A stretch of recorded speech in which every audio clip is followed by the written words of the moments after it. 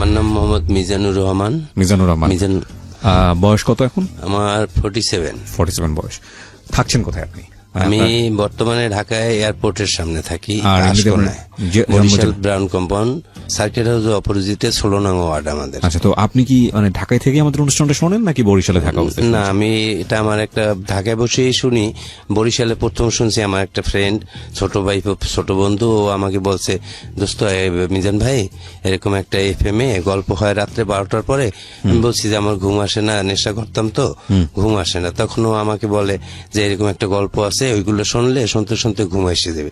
তো আমি তখন শুনছি, শোনার পরে বেশ ভালোই লাগছে। তখন দেখি জীবন কাহিনী ওই স্টোরিগুলো বলে, খুবই ভালো লাগছে। তারপরে খুব ওইগুলো শোনার পরে এক পর্যায়ে আমার ঘুম ক্লিয়ারলি আসে।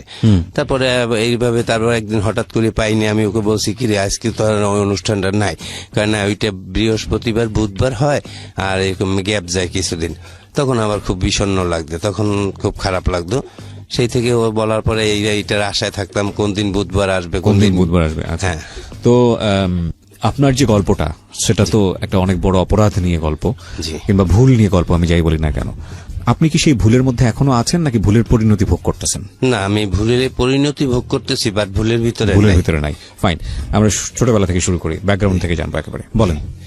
আমি যখন ক্লাস 7-এ পড়ি, ঝালকাঠি সরকারি উচ্চ বালক বিদ্যালয়ে, তখন আমি ফার্স্ট বয় ছিলাম। তখন আমার একটা ফ্রেন্ড ছিল ওখানে, ওর নাম তাহেরউদ্দিন। ও আমার 10-এর ভিতরে ছিল না, ও একটা ভালো, মোটামুটি ভালো ছাত্র ছিল। আচ্ছা, তো এই জায়গাটা আসার আগে আপনার বাবা কি করতো? আমার বাবা উনি রিলিফ অফিসার ছিল, লেট ঝালকাঠি মহকুমা ছিল। তো আপনার কয় ভাই বোন ছিলেন? আমরা 5 ভাই 2 বোন। আপনি বড়? না, আমি 4 নাম্বার। হ্যাঁ, বলেন। তো বন্ধুর কথা বলছেন। ওই বন্ধু একদিন স্কুল ছুটি হওয়ার পরে আমাকে বলে, দোস্ত চলো এক জায়গায় যাবো। আমি বলছি কোথায় যাব? তখন আমাকে বাসায় আমি বই খাতা রেখে ওর সাথে আমার একটা সাইকেল কিনে দিছিল আব্বা খুব। ওই সাইকেলটা ওকে পিছনে নিয়ে, ফোনিক্স সাইকেল, পিছনে নিয়ে আমি ওকে নিয়ে বের হয়েছি। ঝালকাঠি কালীবাড়ি রোড আছে, ওখানে আমি ওরা নিয়ে যাই। তখন ও আমাকে একটা ফার্মেসির সামনে দাঁড় করাই আমাকে বলে, দোস্ত একটু দাঁড়াও, আর তোমার কাছে টাকা আছে 25 টাকা? আমি বলছি হ্যাঁ, দিয়েছি। দেওয়ার পরে একটা ফার্মেসি থেকে ওটা ওষুধ কিনছে, এটার নাম। তো আমি ওইটা ও কেনার পরে আমাকে নিয়ে গভর্নমেন্ট স্কুল, মানে গভর্নমেন্ট স্কুল নামে পরিচিত, ওই সরকারি স্কুল বলতো না, বলতো গভর্নমেন্ট স্কুল। তা আমি ওই স্কুলের মাঠে ওর সাথে আসছি, এসে বসছি, সাইকেলটা রেখে। বিকেলবেলা ছিল, মানে কত 4টা 4:30টার মতো। সব ফ্রেন্ড সার্কেল ওইখানে খেলাধুলার জন্য আসছে। আমি আরো অগোচর এক জায়গায় বসে খুব গল্প করতে, আর একটু একটু আমাকে খাওয়াচ্ছে আর আমিও খাইতেছি। বেশ খাওয়ার পরে খুব ভালোই লাগতেছে, রিল্যাক্স। খাওয়ার পরে বেশ পরে বলে, দোস্ত চলো চা খাই। তো আমাদের ওইখানে সরকারি কলেজ আছে, নদীর পারে ভাঙনে গিয়ে যাইতেছে, খুব ভালো লাগে, মনোরম পরিবেশ। তো ওখানে গিয়ে দুধ চা আছে, গরুর দুধ খাইতেছি। খাওয়ার পরে এত ভালো লাগছে। তারপরে আমি খুব বাসায় আসার পরে মানে খুব উৎফুল্ল, সবকিছু চটপট করতেছি। তো ভালোই লাগছে। যাই হোক, ওইভাবে রাত্রটা কেটে যায়। পরের দিন রাত্রে আর পড়াশোনা হয় না, মানে ঘুম ক্লান্ত হয়ে গেছি, ঘুমিয়ে যাই। সকালে উঠে গোসল টোসল সেরে পড়া একটুখানি পাশে বসি, তারপরে আবার ক্লাসে স্কুলে চলে যাই। তার যার স্কুলে আমার ভালো লাগে না, দোষ ওইটা একটু আরেকটু খাওয়াবি, আর একটু কিনবি। আজকে কি জিনিস ছিল ওটা? একটা ফার্মেসির ওই ওষুধ, কাশির সিরাপ। আচ্ছা। বলছে, দোস্ত আমার কাছে তো টাকা নেই। এম্বাসিতে আমি আব্বার কাছে যাই, চল তুই। আমি নিচে দাঁড়াবি। আমার আব্বা তখন ঝালকাঠি মহকুমায়। তা আব্বা যে খাস কামরায় বসা থাকে, তা আমি ওকে নিচে দাঁড় করি। আমি আব্বুর কাছে চলে যাই। আব্বার কাছে গিয়ে বলি, আব্বু আমাকে এরকম 50টা টাকা দাও। কি করবা? আমি বলছি, আব্বু ঘুড়ি কিনবো, ঘুড়ি আর কি, উড়ানোর ঘুড়ি। তা আসলে আপনি ওই জিনিসটা কিনবেন, তাই তো? হ্যাঁ, আমি তো কিনবো ওইটি, কিন্তু মূলত তার সাথে আমি মিথ্যার আশ্রয় নিছি। নিয়ে আব্বা আমাকে 50 টাকা দিল। দেওয়ার পরে আরেকটা স্লিপ লিখে দিয়েছে, ধীরাদার হিন্দু এক দাদা আছে, তার দোকান, ওখানে আমি প্রতিদিনই খাইতাম। কিন্তু লিখে দিয়েছে যে ওকে নাস্তা খাওয়াই দাও, ছানা মাখন আর রুটি। পড়তে যাবো এই জানে। তা আমি ওইটা আবার না খেয়ে ওকে নিয়ে ওই দোকানে খেয়ে তারপর বের হয়ে ওইটা আবার কিনে খাইছি। খাওয়ার পরে এইভাবে আমি এটা আসক্ত হয়ে গেছি। প্রায় প্রতিদিনই খাইতাম এইভাবে। খাওয়ার পরে একদিকে আমি এক পর্যায়ে আমার মেজো ভাই, যিনি ওই বাইরে ছিল, আর বড় ভাইটা তো তার আগেই গেছে, আমি 7-এ পড়াকালীন সে ওয়েস্ট জার্মানিতে এখনো প্রেজেন্ট। তো ওই মেজো ভাইটা কানাডায় থাকে, উনি আসছে আমাকে দেখে উৎফুল্ল এরকম কেমন জানি করি, তো উনি স্যামসিনটা বুঝতে পারছে আমার যে নিশ্চয়ই ও কোনো কিছু খায়, এভাবে করে কেন। এর মাঝখানে কিন্তু আমার 1 বছরের মতো পার হয়ে গেছে, কারণ আমি সংক্ষিপ্ত ভাবে বলি কত যাই। তখন আমি ওই রেজাল্টও আমার দেখে কি ব্যাপার, এখন যে মিজান আমার ভাই ছিল ফার্স্ট বয় সবচেয়ে ভালো, আজকে কারণ ভাই আমি জীবনে যা করছি সেই থেকে আমার ভাইটা আমার দিকে তাকাই আমার জড়াই ধরে বলে, ভাইয়া তুই কি খাও আমাকে বল, আমি রেজাল্ট খারাপ করছি, আমি 10-এর প্লেসে ওর রাখতে পারিনি। তখন খুব কষ্ট পায়, তখন আমাকে খুব গার্ডিয়ান্স দেয়, তারা খুব। কোন ক্লাস থাকতে এটা? তখন আমি 9-এ উঠছি, ক্লাস 9-এ। সেই থেকে আমাকে তারা খুব কঠোর ভাবে আমাকে মানে না, আমাকে প্রহর করে না, আমাকে খুব বুঝালে আমি সেই বুঝের মাধ্যমে আমি ওখান থেকে বুঝি, যখন বলে তখন বুঝি, বের হয়ে গেলে আবার সেই ওই ফ্রেন্ড ওর সাথে দেখা, ওই আস্তে আস্তে চলে যাই। তারপরে এইভাবে আমার দিন কেটে যায়। আমি এসএসসিতে যাই হোক মোটামুটি করে কোন রকম আমি স্টার মার্ক আনছি, টায় 750 মার্ক পাইছি। কোন গ্রুপে ছিলেন? আমি সায়েন্সে ছিলেন। 750 মার্কস খারাপ না, এটা ভালো হতে গেল। হ্যাঁ, তখন আমাকে নিয়ে এসেছিল, তখন ওই আমি বরিশাল ক্যাডেটও চান্স পাইছিলাম। আমার ছোটবেলা মা মারা যাওয়া, আমার আব্বা দূরে ছাড়ে না, কথা বলছে না আমার কাছে থেকে পড়বে।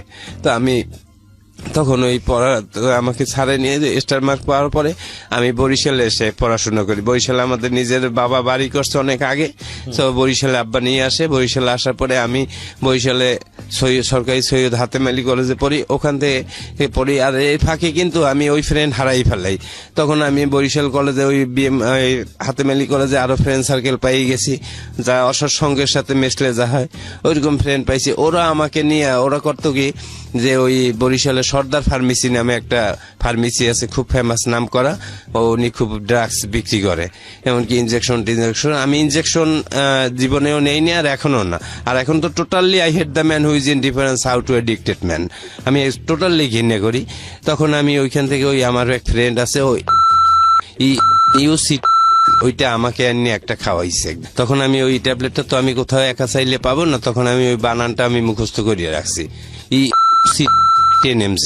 তো আমি একটা খেলাম, পরে খুব শৈলীর ভিতরে উত্তেজনা ভাব, যারে তারে না যেভাবে ব্যবহার করি, তারাম তারাম চোপার থাবর এইরকম করতেছি, এইরকম করি, এরকম একটা খাইছি। পরে মানে পরের দিনে আবার একটু খাইছি, আবার এরকম করতে করতে আমি এট এ টাইম বাড়তে বাড়তে আমি যখন অনার্স কমপ্লিট করি সেই পর্যন্ত আমার কিন্তু প্রতিদিন 100 ট্যাবলেট লাগবে, 100। একদিন আমি এক লগে 150 ট্যাবলেট খাওয়ার পরে আমি আমার এই পেট পোষাইছি নিজে নিজে, আমাকে কেউ কবজ দিতে পারেন, আমি নিজে নিজে এইগুলা পোষাইছি। শরীরে এত গরম হয়ে গেছে, উত্তেজিত ভাবে আমি এইগুলো করার পরে আমার ওই করার পরে আমি বাসায় আসছি। বাসায় হাঁটতে পারি না, বাসার দরজা রাখিয়া পাশে বলে আম্মা, মানে স্টেপ মা আছে, আম্মা, মা দরজা খোলো, মা। আমার বড় বোন দোতলায় থাকতো, দুলাভাই এক্সিডেন্ট পাবলিক হেলথের বরিশালে, বর্তমানে প্রেজেন্ট। তখন ছিল এই সাব অ্যাসিস্ট্যান্ট ইঞ্জিনিয়ার। তখন আর কি আমাকে বড় আপু ওখান থেকে দেখে যে আমি দরজা রাখিয়া ওয়ালটাকাই মা করতেছি, তো উপর থেকে আসিয়া ওই বোন আমাকে নামিয়ে আমাকে ধরিয়ে বাসায় নিয়ে গোসল টোসল করাই, মাথায় তেল পানি দিয়ে ঘুমলো হয়েছে। পরের দিন সকালে আমাকে নিয়ে একটা রিহ্যাব সেন্টারে নিয়ে যায়, বলে তুই একটু সুস্থ হ, তোর রেজাল্ট সব ভালো, তুই সুস্থ হইলে তোরা আমি বাহিরে উচ্চশিক্ষার জন্য পাঠাবো। বড় ভাইয়ে বলছে তুই একটু সুস্থ হ, তুই মনে কিছু করিস না, এখানে কিছুদিন থাক, তোর সাথে প্রতিনিয়ত আমি দেখা করব। আর আমার মা ছিল না, ওই বোনই আমার একমাত্র, আমার জন্য যা করে এখন করে। আমি এই যে ঢাকা আসছি, এখনো আমার জন্য যা করে, যখন যা প্রয়োজন হয় আমাকে দেয়। তখন এই বোনটা ওখানে ভর্তি করাই দেয়, তো ওই ভর্তি করায় ওইটার নাম হয়েছে সুমন সাহেব। ওই সুমন আমার অনেক ছোট ভাই, ও একটা রিহ্যাব খুলছে, ও নেশা করতো, ওর সাথে আমি অনেক খাইছি। কিন্তু যখন আমাকে ওইখানে ঢুকেই দিয়ে আসছে আপায়, দেওয়ার পরে আপুকে বাহিরে দাঁড়া করে রেখে বলছে, আপা ওর জীবনে আর খাবে না, ওর সুস্থ হয়ে যাবে, কিন্তু ওর একটা সুপ্ত বাসনা আজকে পূরণ করতে হইবে, ওর জন্য 5,000 টাকা দিয়ে যান। আর আমাকে ওখানে ভর্তি করার জন্য এট এ টাইম 50,000 টাকা নিয়েছে তারা। মূলত নেওয়ার পরে আমার বোন তো মন মানে না, চিন্তা টাকা দিয়ে কি হবে, আমার 3টে ভাই ইউরোপ কান্ট্রিতে প্রেজেন্ট, আমার এই ভাইটা শেষ হয়ে যাবে। আর এই ভাইটাই ভালো ব্রিলিয়ান্ট স্টুডেন্ট ছিল, কিন্তু এই জন্য আমার ভাই সেই সময় আমার বোনটা আমার জন্য খুব ওইখানে দাঁড়াইয়ে টাকা দিয়ে গেছে, বলছে ঠিক আছে। আর 5,000 টাকা দিয়েছে আমার জন্য সুমন। ওর সাথে আমি বহুত নেশা করছি। ও আমাকে এই ট্যাবলেট এইটা ওইটা মানে ক্যানাবিস, হ্যাঁ, যেটা অ্যানোনিমাস, যে সবকিছু আমাকে ও ইউজ করাইছে, এমনকি মেইলই পর্যন্ত আমাকে সেখানে নিয়ে গেছে। কিন্তু এখন আমি ওর ওখানে যখন ট্রিটমেন্টের জন্য আমার বোন দিয়ে আসছে, আমি বলি সুমন এদিকে শুনিয়ে যাক। এখন সুমন বললে হবে না, এখন সুমন ভাই বলতে হবে। তখন আমার ভিতরে একেবারে সেন্টিমেন্ট হয়ে গেছে, কিরে তুই আমার ছোট ভাই, তোর সাথে আমি বহুত কিছু করছি, তোরে ভাই বলবো এখানে রুমে আটকাই আমার মফেল দিবি, তো সহ্য করা যায় না। তখন ও রুমে আসতে পারে, ধাম করে একটা ঘুষি মারলাম, এখানে রাগে হয়ে যায়। আমি উদ্বিগ্ন নেশার জন্য, কোনো কিছু ভাল লাগে না, কিরে তুই আমার কথা শুনুন না, আমার তো ভাল লাগে না, একটা ঘুষি মারিয়ে ফেলেছে রাগ হইয়া।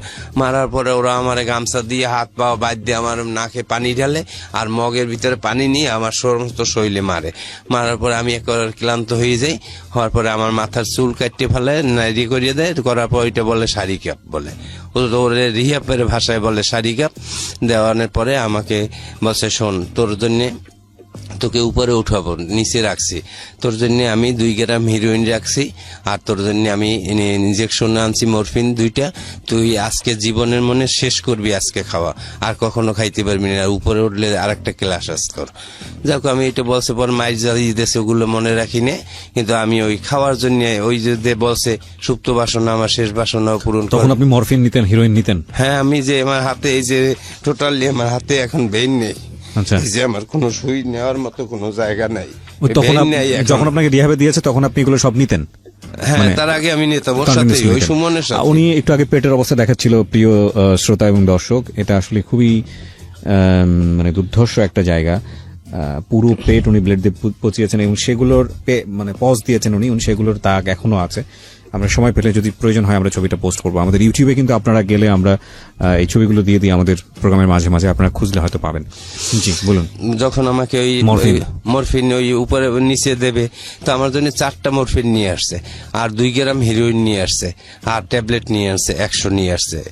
তখন 50 পয়সা করিয়ে দাম ওইটার। তখন আমাকে আমি ওই ভিতরে আমাকে ওরা নিয়ে আসে, আসার পরে আমাকে সুই টুই পান্নি টান্নি কিভাবে ওগুলো সব মেকানিজম যা লাগবে সব দিয়ে বলছো দোস্ত তুমি এখানে বসে খাও, কাউকে শেয়ারিং করবে না, এটা একটা মাদকাসক্ত হসপিটাল, তোমার শেষ সুপ্ত বাসনা, তুমি খাও, তুমি যতক্ষণ বসে পারবা খাবা, তোমার এই রুম থেকে খাওয়ার পরে উপরে উঠতে হইবে, শেষ হইলে তুমি উপরে যাবা, আর কোনো কথা নেই। বিরতি নেব এই পর্যায়ে, ছোট্ট একটা বিরতি। প্রিয় শ্রোতা, বিরতির পর আবারও ফিরে আসছি সিক্রেটসে। এই অনুষ্ঠানে আপনি আসতে পারেন, নিজের ভুল কিংবা অপরাধ বলে লাখ লাখ মানুষকে সতর্ক করতে পারেন, সচেতন করতে পারেন। আমরা মনে করি আমাদের সার্থকতা কিংবা আপনার সার্থকতা সেখানেই যদি আপনার ভুল বা অপরাধ শুনে, আপনার পরিণতি শুনে ভুল অপরাধের একজন মানুষ নিজে থেকে সচেতন হয় এবং একই সাথে যেই ভুলটির মধ্যে রয়েছে সে সেখান থেকে বের হয়ে আসে। সুতরাং আপনার জীবনের অভিজ্ঞতা আমরা এখানে বলার জন্য আপনাকে আমন্ত্রণ জানাচ্ছি। আমাদের ফোন নাম্বারটি হচ্ছে 09611904904। আমি আরো একবার বলছি 09611904904। ফিরছি, যে নিজেকে উন্মোচিত করবেন, নিজের ভেতরের অপরাধ এবং যে বিষয়গুলো তিনি আসলে আজ পর্যন্ত কাউকে বলতে পারেননি সেগুলো নিয়ে কথা বলবেন। আমরা স্টে টিউন, আমরা স্টে করবো আমাদের স্টেশনে। আপনারা শুনছেন ঢাকা FM 90.4। আমি আবারও ফিরছি আপনার কাছে। জি মিজু, তারপর? তা আমি ওখানে বসে সে ইচ্ছা মতো আমি 2 গ্রাম হিরোইন খাইছি। খাওয়ার পরে প্রথম যখন 1/2 গ্রামের মতো খাইছি, খাওয়ার পরে একটু বমি আসছে, বমিটা করছি, আবার একটু একটা স্প্রাইট আছে নিয়ে আসছিল, ওইটা একটু হালকা খেলে আবার একটু ভালো লাগে। তারপরে একটু রিল্যাক্স নিয়েছি, একটু সেই করছি। প্রায় সকালে ওখানে দিয়ে আসছে, সন্ধ্যার সময় আমার উঠেছে, অতক্ষণ আমি খাইছি এই ট্যাবলেট আর হিরোইন, এই মরফিন, এগুলো এট এ টাইম সবই। ট্যাবলেট খাইনি আগে, ট্যাবলেট রাখিয়ে দিছি যে এটা আমার শেষ খাওয়া, উপরে যাই ঘুমাবো, আমার চিন্তা যে আমি ঘুমাবো। তো এটা খাওয়ার পরে আমি 1/2 গ্রামের মতো রয়ে গেছে, 1.5 গ্রাম আমি খাইছি, আর 1/2 গ্রাম পারিনি, আর শরীরে কুলায় না, মানে খুব হয়ে গেছি। তারপরে ওই ট্যাবলেটটা, এখন আমি ট্যাবলেট খাইতে পারতে আসি না, মানে ক্লান্ত হয়ে গেছি। যাক, আমি এখানে একটু ক্লান্ত হয়েছি, একটু ঘুমানোর মতো পড়ি, পরে আবার ওইটা খাবো। তখন ঘুমাই পড়ছি, তোরা আমার উপরে উঠে এনেছে, আর ট্যাবলেট আর খাইতে পারিনি। তো উপরে উঠছি, পরে ঘুম দিয়ে 3 দিন পরে উঠছি, আর আমাকে ওরা ঘুমের মধ্যে টুকরো টুকরো করে একটু খাওয়াইয়ে দিয়ে পরে আমি সুস্থ হয়েছি। পরে আমি 3 দিন পরে ঘুম ভাঙছে? হ্যাঁ 3 দিন, আমি 3 দিনে ওই লাইটের মানে 3 দিন পরে ঘুম ভাঙছে, তারপরে আমি 17 দিন এইরকম লাইটের দিক তাকাই রয়েছি। আমার খাবার নাই, রুচি নেই, শুধু নেশা চাই, কিন্তু আমার ঘুম নাই, খাবার নাই, কিছু না, লাইটের দিক তাকাই রয়েছি 17 দিন। 17 দিন। ওই সময় কি আপনার মনে আছে কি হতো মাথার মধ্যে কি? আমার মনে করে যে জানলা জুলনা ভাঙ্গি চুরি ফেলাই, ইয়ারে মারি, ওরে ধরি, আমার একটা রুমের ভিতরে আলাদাভাবে তালা মারিয়ে রেখে দেয়। ভাঙারও কোনো পথ নেই ওই জায়গাটা। ওই মাদকাসক্ত হসপিটালটা এমন ভাঙিয়ে যায়, আমি বাইরে মনে হচ্ছে যে এইগুলো সব ভাঙি, মাথা মতো ফাটাই ফেলাই। এই যে মাথার উপরে একটা ওইখানে একটা অ্যাঙ্গেলের মতো আছে, আমি একটা বাড়ি মেরে এখানে মাথাটা ফাটাই ফেলাইছি, আচ্ছা। মানে নেশার কষ্টে। যে আমার ভালো লাগতেছে না, কি রে আমার কি অবদ্ধ ঘরের ভিতরে রাখছে, এগুলো কি তোরা এগুলো কেন? আপনি কি ব্যাখ্যা করতে পারবেন যে ওই সময় ফিলিংসটা কি হয়, জিনিসটা নেয়ার পরে ফিলিংসটা কি হয় আর না নিলে কি হয়? হ্যাঁ, নেওয়ার পরে পৃথিবীর সব শত্রুরে মনে হয় যে সে আমার ভাই, বন্ধু, ও আমার সবচেয়ে প্রিয় বন্ধু, ও আমার ভাই, ও আমার সবকিছু। কোনো শত্রুরে শত্রু মনে হয় না। আর না নিতে পারলে মনে হয় কি যে আপন ভাইরেও মনে হয় যে ও আমার কাছে শত্রু, ওরে আমি গুল্লি দিয়ে মারিয়ে ফেলাই। এখন এইভাবে আমার একজন এক একভাবে ডেসক্রাইব করে প্রিয় শ্রোতা, উনি ওনার মতো করে ডেসক্রাইব করেছেন। হ্যাঁ, বলেন, তারপর আমি সেই 17 দিন তাকিয়ে আছেন। হ্যাঁ, আমি তো 17 দিন এরকম আমার ফুললি আমার স্মরণ আছে, মানে স্মরণ কি, পরেও আমার ফ্রেন্ড সার্কেল যারা রিহাবের ছিল ওরা বলছে দোস্ত তুই 17টা দিন এরকম লাইটের দিক তাকাই রয়েছ। আমি উইড্রল অবস্থায় ছিলাম, ওইখানের ভাষায় বলে উইড্রল। তা আমি এরকম অসুস্থ, যাই হোক একটু একটু পরে সুস্থ, 17 দিন পরে সুস্থ হয়েছি। আমার বোনে তো রেগুলার দেখতে আসে, তারা ওখান থেকে নাকি তারে বলে যে আপনার ভাই তো আরো অসুস্থ হয়ে গেছে, মানুষকে কামড়ায়। মানে আমার বোনের কাছে দিয়ে আরো টাকা নেওয়ার জন্য তারা এটা একটা পজিশন খাটাই নিয়েছে, বুদ্ধি খাটাইছে। আমার বোন আমার জন্য যা খুশি সেই রকম করে, কয় আপনার ভাইকে রাত্রে ভালো ভালো একটু খাওয়াইতে হয়, টাকা টোকা দিয়ে যান, আর ওকে এখন দেখতে আসলে ও আরো হয়ে যাবে। তার চেয়ে ওইভাবে রাখছি, ইনজেকশন দিয়ে আমরা সবাই রাখি, সুস্থ হয়ে যাইবেন, নিশ্চিন্তে থাকেন। তো তখন আপার কাছে দিয়ে আবার 25,000 টাকা নেছে। আর আমার আপু আমার জন্য ভালো ভালো খাবার নিয়ে আসতো, আমাকে দিত না। ভালো খাবার দিলে আমার ভিতরে নেশা, খাবার, ওইখান থেকে আমি শিক্ষা পাইছি যে first dose does the damage, নেশার প্রথম টান দম্বত চুম্বক সর্বনাশের পথ তৈরি করে। আমি যখন একটু একটু সুস্থ হয়েছি না, তখন আবার ভিতরে কাজ করছে যে আমি কি ছিলাম। আমি একটা ভালো ছাত্র ছিলাম, বাসায় আলালে দুলাল, ভাই বোনের কাছে মা ছিল না, বাবা মারা যায় এসএসসি পরীক্ষার আগে ফর্ম ফিল আপ করার পরে। আমার বোনটা আমার জন্য এত কিছু করে, আর আমি নেশার জন্য আজকে এই বদ্ধ ঘরের ভিতরে আমি। আর আমার বোন প্রতিদিন আসে, আমি দেখতে পারি না, বলে লোকজনে আমাকে, অথচ না এগুলো তো আর খাবো না কখন, এই ভিতরে একটা ফিলিংস আসে, তখন আর এগুলো খাই না। কি হয় তখন এই ওখান থেকে আস্তে আস্তে রিলিজ হয়ে 67 দিনের দিন ওখানে একটা সেই আছে প্রার্থনা আছে, ওই প্রার্থনাটা মুখস্থ না করা পর্যন্ত তারে রিলিজ দেন। ওইটা মুখস্থ করতে পারলি সে বোঝে যে অলরেডি সুস্থ। আচ্ছা, মুখস্থ করতে পেরেছিলেন? হ্যাঁ, আমি পারছি। এখন মনে আছে? হ্যাঁ, ওই তো প্রথমেই স্মরণ করি আমার প্রিয় মহান রাব্বুল আলামিনের নাম, পরে স্মরণ করি আমার জন্মদাতা পিতামাতা, তারপরে স্মরণ করি আমার ফ্যামিলি যারা আমার সুস্থতার জন্য অধীর আগ্রহে তাকিয়ে আছে। এরকম আরো ওগুলো আমার আর বেশিটা একটাই নাই, কারণ তখন আমি এইটা বলা প্রশান্তির প্রার্থনা বলে ওটাকে। তখন আমি ওখান থেকে 67 দিনের দিন যখন বাইন্ডিংস ফ্রি হওয়ার পরে আমি খুব সুন্দরভাবে আমার স্বাস্থ্য চেহারা অন্যরকম হয়ে গেছে টোটালি। আমি একবার ওই দিন থেকে বলছি যে আর ড্রাগস ইউজ হবে না, আমার জীবনে সুস্থতা হইতে হবে। ওই সময় আপনি কলেজে পড়ছিলেন? আমি পড়াশোনা ছেড়ে দিয়েছি। না না, পড়াশোনা আমার চলে। কলেজে পড়েন নাকি? হ্যাঁ, তখন আমি ওই সময় কলেজে পড়েন আপনি? আমি ওই অনার্সে ভর্তি হয়েছি আচ্ছা, অনার্স ফার্স্ট ইয়ারে। কোথায় ভর্তি হলেন আপনি? অনার্সে ভর্তি হয়েছি ঢাকাতে। আচ্ছা, ঢাকা কোথায়? ঢাকা কলেজে। ঢাকা কলেজে, ওকে। ভালো ছাত্র ছিলাম। জি, আপনি স্টার পেয়েছেন, আপনি তো ভালো ছাত্র অবশ্যই ছিলেন। আমি তখন ওই ভর্তি হলাম, হওয়ার পরে আমি কি করি, তখন আমার ওই কলেজে একটা গার্লফ্রেন্ড আসে, আমার সাথে ভালো সম্পর্ক হয়ে যায়। ওর নাম হয়েছে সেজুতি ইসলাম। সেজুতি এর সাথে আমার একটা ভালো সম্পর্ক হয়, ভালো। ওদের বাসায় আমি যাই, ওদের বাসা গুলশানে 2 নম্বরে। তো ওদের বাসায় আমি যাওয়া আসা করি, ও আমাকে নিয়ে যায়। ও এক মায়ের এক বাবার এক মেয়ে, ওরা আর একটা ভাই আছে, সে ওয়েস্ট জার্মানিতে থাকে। আমার ভাই যেখানে থাকে রুডানার স্টুটগার্ট জার্মানিতে, ওর ভাই ওইখানে থাকে। তো ওই সুবাদে একটা ভালো সম্পর্ক হয়ে যায়। এক পর্যায়ে ও আমাকে খুব ভালো একটা প্রপোজ করে। তো ওর সাথে আমার ফিজিক্যাল রিলেশন হয়ে গেছে অনেক। তা এরপরে আমি ওর সাথে একটু এরকম করতে করতে আমি অনার্স পরীক্ষা সেকেন্ড দিয়ে থার্ড পার্টে যাব, এই সময় ওর সাথে আমার একটু মলমনিন্য সৃষ্টি হয়।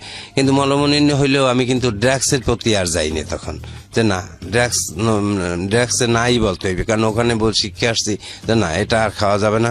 যেহেতু আমার বাবা হাজি ছিল, আমার মা নাই, আমার ভাই বোনের ইজ্জত আছে, সেই দিকে তাকাই আমি আর এগুলো খাবো না, তবে আমাকে ভালো হইতে হবে। ওর মতো মেয়ে গেছে, তার থেকে কত মেয়ে আমার জীবনে আসবে, এটা কোনো ফ্যাক্টই না। তা আমি আপু আমার বন্ধুর মতো, আপুকে আমি সব বলছি, আপু এই ঘটনা, এখন আর ও আমার সাথে কথা বলে না, আমাকে অন্যরকম করে। তাতে কি হয়েছে, ওর মতো মেয়ে তোর জীবনে তুই ভালো হইলে তোর মতো মিজানের কাছে বহুত মেয়ে আসবে। এই তারপরে যাই হোক, আমি ওর সাথে করিনি, আমি অনার্স কমপ্লিট করায় আমি 3 মার্কের জন্য ফার্স্ট ক্লাস পাইনি, সেকেন্ড ক্লাস নিয়ে আমি তারপরে পাশ করার পরে আমি আবার দেশে চলে যাই। দেশে যাওয়ার পরে আমি একা একটা লাভ ম্যারেজ করি, ওইটা হয়েছে গৌর নদীতে বাড়ি, ওদের ভালো অবস্থা, ওদের ও মাস্টার্স কমপ্লিট করছে এখন বর্তমানে, কিন্তু ওর সাথে আর কি লাভ ম্যারেজ করি, আমি ওকে বিয়ে করি। আচ্ছা, আপনি পড়াশোনা অবস্থায় এই কাজটা করেন? হ্যাঁ। ওকে, তারপর? ফ্যামিলি কেউ জানে না, আমি লুকিয়ে এই বিয়েটা করি। করার পরে যখন ফ্যামিলি 1 বছর পর জানছে, তখন জানার পরে ওই ফ্যামিলি ওদের একসেপ্ট করে না, কারণ ওদের বংশগতভাবে একটু নিচে, এই জন্য। আর আমরা 5টা ভাই অল এডুকেটেড, অল স্কোয়ার। আমার মা কিন্তু গর্ভভাতা পায় মৃত্যুকালীন, এখন 5 ভাই আমরা মাস্টার্স কমপ্লিট। হ্যাঁ, কিন্তু এই জন্যে তখন আর কি করে না, মেনে নেয় না নেওয়ায় ওই আমার বড় আপু রাগ পুরো আমার সাথে ভালো ব্যবহার করে, কিন্তু ওর নামও শুনতে পারে না। তখন ওর ফ্যামিলি যখন জানছে যে আমার ফ্যামিলি অ্যাকসেপ্ট করবে না, তখন হুট করে ও আমাকে 2 বছর, মানে 1 বছর 9 মাস 13 দিনের মাথায় আমাকে ডিভোর্স লেটারটা পাঠিয়ে দেয়। তা বাসায় যখন পাঠায়, আমি ছিলাম না, তা আমার বাসা থেকে ওইটা অ্যাকসেপ্ট করছে, কিন্তু আমি করিনি। পরে আমি একদিন ওই জানি না যে আমাকে ডিভোর্স দিয়েছে। আমি ঢাকা থেকে রামারপুল নামে, মাদারীপুর তো ওদের বাড়ি, কয়ারিয়া নামক জায়গা, কিন্তু রামারপুলে লঞ্চ ঘাটতে আমি রাতে ওই লঞ্চের নাম হয়েছে মহানগরী নিউসান, ওই লঞ্চে আমি ওই রামারপুল নামছি, আমি আমার শ্বশুর বাড়ি গেছি পরে আমাকে ওই জায়গার লোকজন, ওখানে তো সর্বহারা নাম করা সেই সময়, আমি তো ওই লোকজনে আমাকে ধরছে, আমার মারবে ধরবে, কোপাই মারি ফেলাইবে রাত্রে, আর আমি তো হতভম্ব হয়ে গেছে। যাই হোক, ভাগ্য ভালো আমাকে ওইখানে একটা সর্বহারা ছিল, উনি নাই, ভাগ্য ভালো, উনি খুবই ভালো লোক। সর্বহারা বললে ভুল হবে, উনি খুব ভালোই, ওনার ভিতরে নাই বললে না। আমার যখনই দেখছে বসে এই ওর গায়ে কেউ হাত দিবে না, মুখ ওনার বাঁধা, কিন্তু আমি চিনতে পারিনি যে এই হারুন খা, বরিশাল বিভাগের মধ্যেই নাম করা সর্বহারা উনি হারুন খা। কিন্তু উনি আমাকে টর্চারিং করতে, একটা টোক্কা দিতে দেয় না, উনি আমাকে সুন্দরভাবে ওপারে খেয়া পার করিয়ে বলছে তুমি বাড়িতে যাও, এ গ্রামে আর আসো না, তোমাকে ডিভোর্স দিয়ে দিছে, তুমি আসলে এখন ওই লোকজনে তোমাকে এইভাবে অত্যাচার করবে, মারবে। ভাগ্য ভালো আমি ছিলাম, যাও। কিন্তু পরে আমি জানছি যে উনি হারুন খা। তা আমি বাসায় চলে আসি, আসার পরে যখন এইটা শুনছি, তখন মনের কষ্টে আমি বিষ খেয়ে ফেলাইছি। আমার বাসার সামনে একটা সুপারি গাছ আছে, আমি ওইখানে বিষটা কিনছি কি আমার বাসারে দেখানোর জন্য, যে কেন মানলা না, আর এরকম হইলো কেন। আমি বিষটা জাস্ট ধানে দেয়, ওই এর একটা 18 টাকায় আমি কিনছি, মাজায় নিয়ে আমি বোনকে দেখাবো যে এরকম, যে আমি একটু ইচ্ছে করি মুখটা খুললে এরকম মুখে লাগাইতে গেছি, কিন্তু বাই দিস টাইম কেনই জানি আমার মুখের ভিতরে চলে গেছে। আসলে যে কথাই ওইখানে বলে যে ইবলিস থাকে, ওইটার সাথে শয়তান, আর আমি কেনই জানি। আর তার আগে আমি তো এটা খুব কষ্টে আমি দিশে পাইছি, কিন্তু আমি কোনো ড্রাগস ইউজ করি নাই, পুরো দিব্যি সুস্থ। কেনই যেন মনের কষ্টে আমি ওই বিষটা নিয়ে আসলাম, ওই পয়জনটা। তা আমি ওইটাকে মুখের ভিতরে লাগাইতে গেছি, কিন্তু 2-3 ডোক চলে গেছে। যাওয়ায় আমি সাথে সাথে ওই রকম সুপারি গাছের গোড়ায় পড়িয়ে গেছি না। পাশের ঘরে আমার একটা ছোট ভাই আছে, 1-2 বছরের ছোট, ওর নাম সুমন। আমার সুমন যাই আমার ছোট ভাইরে ডাক দিছে, আর ওই সময় আমার ওই বড় ভাইটা ইতালি যাবে, আমার ইমিডিয়েট যে বড় ভাই, ও ইতালি যাবে 3 দিন পরে ওর ফ্লাইট, ও আজকে ঢাকায় চলিয়ে যাবে অলরেডি। আমাকে দেখে রাতে এই অবস্থা, ওকে আমি বিদেশে এখন যাব না, ওরে সুস্থ করি। মেডিকেলে আমাকে নিয়ে গেছে, একদিকে মেডিকেলে আগে হোন্ডায় চলিয়ে গেছে, যাই ভর্তি রেডি করছে, আমার নেতেই ওয়াশে চলিয়ে গেছে। তাই ওয়াশের দ্বারা শিক্ষা পাইছি যে কি জিনিস পয়জন খাইলে কি হয়। আমার জীবন নাই, ওর চেয়ে গুল্লি দিয়ে মারি ফেলানো অনেক শান্তি। মানে আমার ভিতরে একটা পাইপ ঢুকাইছে, আর অটোমেটিক একটা বল দিয়ে দিচ্ছে মুখে, আমি হা করি, মা কমু, মা গো কইতে পারি না, মা কইতে না করি, খালি শুধু চিল্লেই। তখন আমার আপা ওইগুলো দেখিয়ে খুব কান্না করতে আছে, আর যখন আমার ওয়াশ টোয়াশ 7 বদনি পানি ভরছে আমার পেটে, আবার বাইর করছে, 1 বদনি ভরছে আবার বাইর করছে, এবার চাইপে চুপে আর পেট যে চাপ দেবে, পেটের অবস্থা দেখে ইয়া, আর এটাও শুকায় না তেমন একটা, এমন অবস্থায় দাঁড়াই গেছে।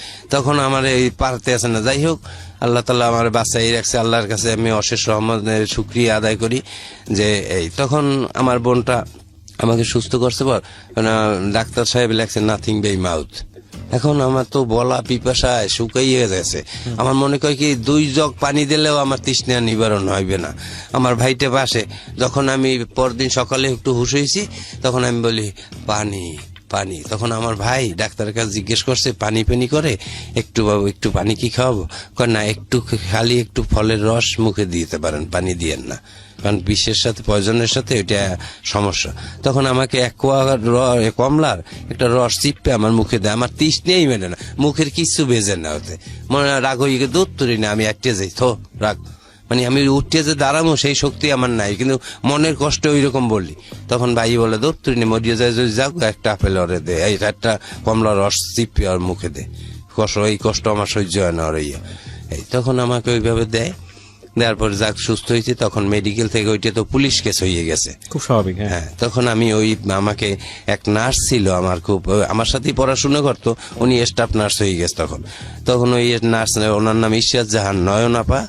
তখন আমাকে আমার ওই নয়নাপা আমাকে ওইভাবে বললো এই কাগজপত্র নিয়ে বাসায় চলিয়ে যাবেন, কারণ না হয় পুলিশ কেস হয়ে যাবে মিজান।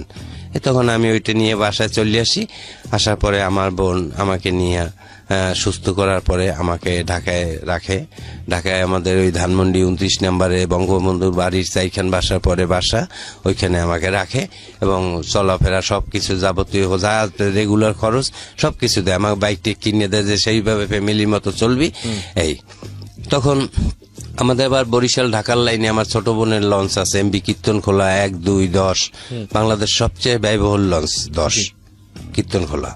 তা আমি ওই লঞ্চ ঘাটে যাই, মাঝে মাঝে লঞ্চ ঘাটে গেলে পরে একটু টিকিট ধরি, মাঝে মাঝে আমাকে ছোট জামাই মাসে মাসে 50,000 60,000 করে টাকা দেয় যে চলুক। তা আমি যে এখন যে বর্তমানে আমার স্ত্রী আছে, আমি ওর বাড়ি হয়েছে ভোলায় শহরেই বাসা, আমি আলাদা জায়গায় শ্বশুরবাড়িতেও থাকি না, আলাদা একটা বাসা ভাড়া নিয়ে থাকি, 3,000 টাকা ভাড়া দিই, তো ওইখানে থাকি। আর আমার বড় আপা আমাকে পাশাপাশি একটু হেল্প করে। এই আর ফ্যামিলি বাবা যেটা রেখে গেছে বরিশাল শহরে আমাদের 5 তলা বিল্ডিং আছে, নিজেদের বাবা করছে, খালি জায়গাও আছে আরো পাশে, মানে ওখানে 29% জায়গা তো এরকম আছে। আর বড় ভাইটা আছে ওয়েস্ট জার্মানিতে, ওই জায়গাটায় ওই আমাকে ওইখান থেকে মাসে মাসে এখন ওর আপা টাকা দেয়, এই কালকেও আমাকে দিয়েছে টাকা, হ্যাঁ 2,000 টাকা পাঠাইছে যে 4-5 দিন চলো আবার তুমি ঘাটে এসো দিয়ে দেবে, এভাবে চলতেছি আছি। আমি বর্তমানে এখন এটা একটু সিক্রেট রাখবেন এই পরিচয়টা, আমি বলি বর্তমানে আমি একটা ছোটখাটো একটা জব করতেছি, এখানে আছি। এরপরে ওই রিহাব থেকে ফেরার পরে কি কখনো অল্প সময়ের জন্য হলো ড্রাগ নিয়েছেন? না, আমি আর স্লিপ করিনি, কখনো স্লিপ করেন, কখনো না, একেবারে ওটাকে অ্যাভয়েড করিয়ে দিছি। লেখাপড়া কি হলো, কমপ্লিট হলো? মাস্টার্স কমপ্লিট হয়েছে। অনার্স মাস্টার্স কমপ্লিট হওয়ার পরেও তো ভালো একটা জব ম্যানেজ করতে পারেননি? পারিনি, এই শেষ হয়ে গেছে আমার। এই যে চামড়াটা দেখেন এই যে নামে গেছে, আসল তো বয়স তেমন তখন না, যারা ট্যাবলেট খায় ট্যাবলেটের একটা ক্রিয়াই থাকে, ওদের চামড়াকে নরম করিয়ে ফেলে, মানে আপনার দেখে যে বোঝা যায় বয়স অনেক বেশি হয়ে গেছে। আসলে সেটা না, আমার ছোট বড় ভাইকে দেখলে মনে হইবে সে আমার ছোট ইমিডিয়েট যে বড় ভাই, মানে চেহারার মধ্যে পরিবর্তনের জন্য ড্রাগে দায়ী। ড্রাগ ছাড়া চেহারা নষ্ট হয় না, এই ড্রাগটা নিয়েই আমি এইটা হয়ে গেছে আমার। আপনার স্ত্রী যিনি আছেন বর্তমানে, আপনার ছেলে মেয়ে আছে? হ্যাঁ, আমার একটা ছেলে আছে। একটা ছেলে আছে, সে কি জানতো আপনার জীবনের এই গল্পটা? বা হ্যাঁ, সে জানতো যে আমার বাবা প্রচুর ড্রাগস করছে। হ্যাঁ, আপনার ওয়াইফ কি জানতো বিষয়টা যে আপনি ড্রাগ নিয়েছেন? যিনি বর্তমানে তখন জানতো না, পরে বিয়ের পরে আমি বলছি এরকম। এরপর কি বিশ্বাস করতে পেরেছে যে আপনি ড্রাগ নেন? সে এখনো বিশ্বাস করে যে আমার হাজবেন্ড সিগারেট ছাড়া অন্য কিছু এখন জীবনে। এখানে একটা জিনিস একটু বলি, যারা ড্রাগ নেয় এদেরকে বিশ্বাস করাটা খুব ডিফিকাল্ট, কারণ এটা বলে যে একবার নিলে, কারণ ওরা প্রচুর মিথ্যা কথা বলে শুধুমাত্র একটু নেয়ার জন্য, কিন্তু তারপরও বিশ্বাস হারালে আসলে একটা মানুষকে স্বাভাবিক জীবন দেওয়া যাবে না, সুতরাং সেই জায়গাটা থেকে বিশ্বাস করতে হবে। মাদক আমাদের জন্য একটা অনেক বড় সমস্যা। মাদক তো আপনার জীবনটাকে শেষ করে দিল। শেষ, ফার্স্ট ডোজ দ্য ড্যামেজ, নেশার প্রথম টান, দম্ভ চুম্বক, সর্বনাশের পথ তৈরি করিয়ে দিস, আর কিছু নেই। এলাসাই মান্ডান। আপনি কি পেলেন জীবনে? এই আমি কিছুই পাইনি, জীবন খাতায় শূন্য। এখন আমি শুধু আমার এই কায়াটা আছে, আর কিছু পাইনি। বাবা মায়ের অস্তিত্ব, ভাই বোনের অস্তিত্ব সব বিলীন করে দিয়ে দিছি। বরিশালে আমাকে এক নামে কি চেনে জানেন? ট্যাবলেট মিজান। ট্যাবলেট মিজান নামে চেনে। এটা আমার যে কোনো লোক, বরিশাল বলেন, যারা বন্ধু বান্ধব আছে 100-150 খাইতেন, 100 খাইতাম 110 এট এ টাইম আমি, না হলে আমার হইতো না। যার 10 mg আর তারপরে বের হয়েছে 5 mg, ও অত আমার লাগবে 300, অত আমার হইতো না, খাইতাম না রাগ হইয়া। দৌড় নিতে আমার কোনো ফিলিংস হয় না। Really do I, are you not believe my talk? না, আমি বিলিভ করি এবং এত খেলে তো মানুষ, একটা সাধারণ মানুষ মারা যাওয়ার কথা। আমি তো ওই বললাম না, আমি 100-150 খাইলে পরে আমি গরম হয়ে গেছে, পরে পেট পোষাইছি, শরীরের উত্তেজনায় দিশা পাইতে আসি না, পানিতে নামবো না, কি করবো, মানে কোনো কিছু ভালো লাগে। 1 সেকেন্ড এক জায়গায় দাঁড়াই থাকতে পারিনি, এদিক হাঁটি ওদিক যাই, ছুটোছুটি। নেশার এই একটা স্যামসিনটার ওই রকমই, ভালোই লাগে না একটু। তো যারা ড্রাগ নেয়, এখনো নেশার মধ্যে আছে, তাদেরকে আপনি কি বলবেন? কোনো পরামর্শ দেবেন? পরামর্শ আমি যারা আমার সামনে ইউজ করে তাদেরকে বলি, দোস্ত এটা জীবনের ধ্বংস ছাড়া কিছু আনবে না, তবে তুমি ভালো হয়ে যাও। আমি তোমাকে বললে এখন বলবো খাবো না, পরবর্তীতে খাবা, আমি চলে যাই, তবে এই জিনিসটা আর খেও না। কারণ আমি জানি যে এটা হয়েছে কি, নেশা মূলত সম্পূর্ণ হয়েছে মন। যদি মন থেকে বলে যে আমি এটা খাবো না, তাহলে কোনো দিন তারা খাওয়াইতে পারবে না। নেশা আসছে, হ্যাঁ একটা সিগারেট খেলাম, বাস দ্যাটস এনাফ, চলে যাই। কিন্তু ওই কারো সাথে সমাজের সঙ্গগুণে লোহা বাসে, সঙ্গের সাথে বসলেই সে খাবে। আমার এখন, আমি বিশেষ হয়তো করবেন না, আমি এখানে আসছি কিন্তু এইগুলো শুনিয়া বলার জন্য যে আমার জীবনে আমি যখন এত দূরে আসতে পারছি, আমার ভাই বোন সবাই বিশ্বাস করে যে আমার ভাই ফ্রেশ, এখন কিছু খায় না। কিন্তু এইটা আমি বলবো যে নেশার যদি সঙ্গগুণে বসে, আমি আর জীবনে অনেক ফ্রেন্ড সার্কেলের কাছে আমি বসছি, এখনো বসি, কিন্তু ওরা ইয়াবা খায়, আমি দেখি। আমার জীবনে আমি একটা ইয়াবা টান দিয়ে দেখিনি, তখন কিন্তু ইয়াবা বের হয় না। জি। আর আমি এখনো খাইনি, আর খাবো না। আল্লাহ যেন আমাকে খাওয়ায় না, সহি সালামতে রাখে, এই জীবন যাপন করিয়ে যেন সুন্দরভাবে আমার মৃত্যু হয়, এটাই আমি আল্লাহর কাছে বলি। আর আমার কিছু বলার নেই। নিশ্চয়ই আমাদেরও কিছু বলার নেই, আমরাও শুধু এতটুকুই বলি। আমি এটা খুব ভয়াবহ একটা জিনিস। আমি এরকম গল্প আপনাদের সামনে উপস্থাপন করেছি যে টান দিয়ে দম আটকে মরে গেছে, এরকম একই সাথে বসে নেশা করছে। এবং এরকম গল্প পেয়েছিলাম, যশোর থেকে রওনা দিয়েছে, নেশা করতে করতে কোন জায়গায় চলে গেছে, কোনো খোঁজ খবর নেই। 7 দিন পরে দেখেছে সে অন্য কোনো একটা জেলায়। তো উনি যে বললো যে 17 দিন শুধু লাইটের দিকে তাকাই ছিলাম, এটা আমার কাছে অস্বাভাবিক মনে হয়নি। এর চেয়ে হয়তো ভয়ানক আরো অনেক কিছু ঘটে। শুধু এতটুকুই বলবো যে যেটা আপনাকে কিছুই দেয় না জীবনে, মৃত্যুর দিকে নিয়ে যায়, এই জীবনটা অনেক মূল্যবান একটা জীবন। সেই জীবন আমরা চাইলে, জীবনের একটা মোমেন্ট, একটা ঘন্টা হয়তো আপনি এমন কিছু করবেন এই পুরো জীবন দশায়, একটা ঘন্টায়, যেটা হয়তো সমাজের অনেক কাজে লাগবে। পুরো দুনিয়া হয়তো আপনার কাছ থেকে অনেক কিছু পাবে। সুতরাং জীবনের আপনি কিছুই করতে পারেননি, পুরোটা জীবন জুড়ে হতাশ হয়ে এসব পথে পা বাড়িয়ে এত সুন্দর, এত মূল্যবান জীবন, এত সম্ভাবনা একটা জীবন, সেটা নষ্ট করার কোনো মানে হয় না। ঠিক আছে, আর কিছু নাই, করেন, ইবাদত করেন, কারণ সৃষ্টিকর্তা তো আপনাকে দুনিয়াতে পাঠিয়েছে তার ইবাদত করার জন্য। ভালো থাকুন, আমরা এখানেই শেষ করছি। পরিশেষে একটু কথা বললি যে আমার যে পূর্ণতা, আমার যে বোনটা, আমার মায়ের স্নেহ আমাকে এখনো দেয়, ওই বোনটার মুখে যেন আমি হাসি দিয়েই যাইতে পারি। আমার বোনটা আমার জন্য অনেক কিছু করে, এখনো করে। আমার ওই বোনটা, আমার 2টা বোন আমার জন্য খুব কাঁদে, এখনো কাঁদে, যে আমি একটু কষ্ট পাইলি তারা কষ্টের সাথে সাথে আমার ভালোটা করার চেষ্টা করে। আমি তাদের কাছে আমার চিরকৃতজ্ঞ। আমার মায়ের স্নেহ, পিতৃ স্নেহ সব আমার ওই 2টা বোন আমাকে দিতেছে এখনো। জি, অনেক ধন্যবাদ, অনেক ধন্যবাদ। প্রিয় শ্রোতা, আরেকজন গেস্টকে নিয়ে আমি একটু পরে ফিরে আসছি।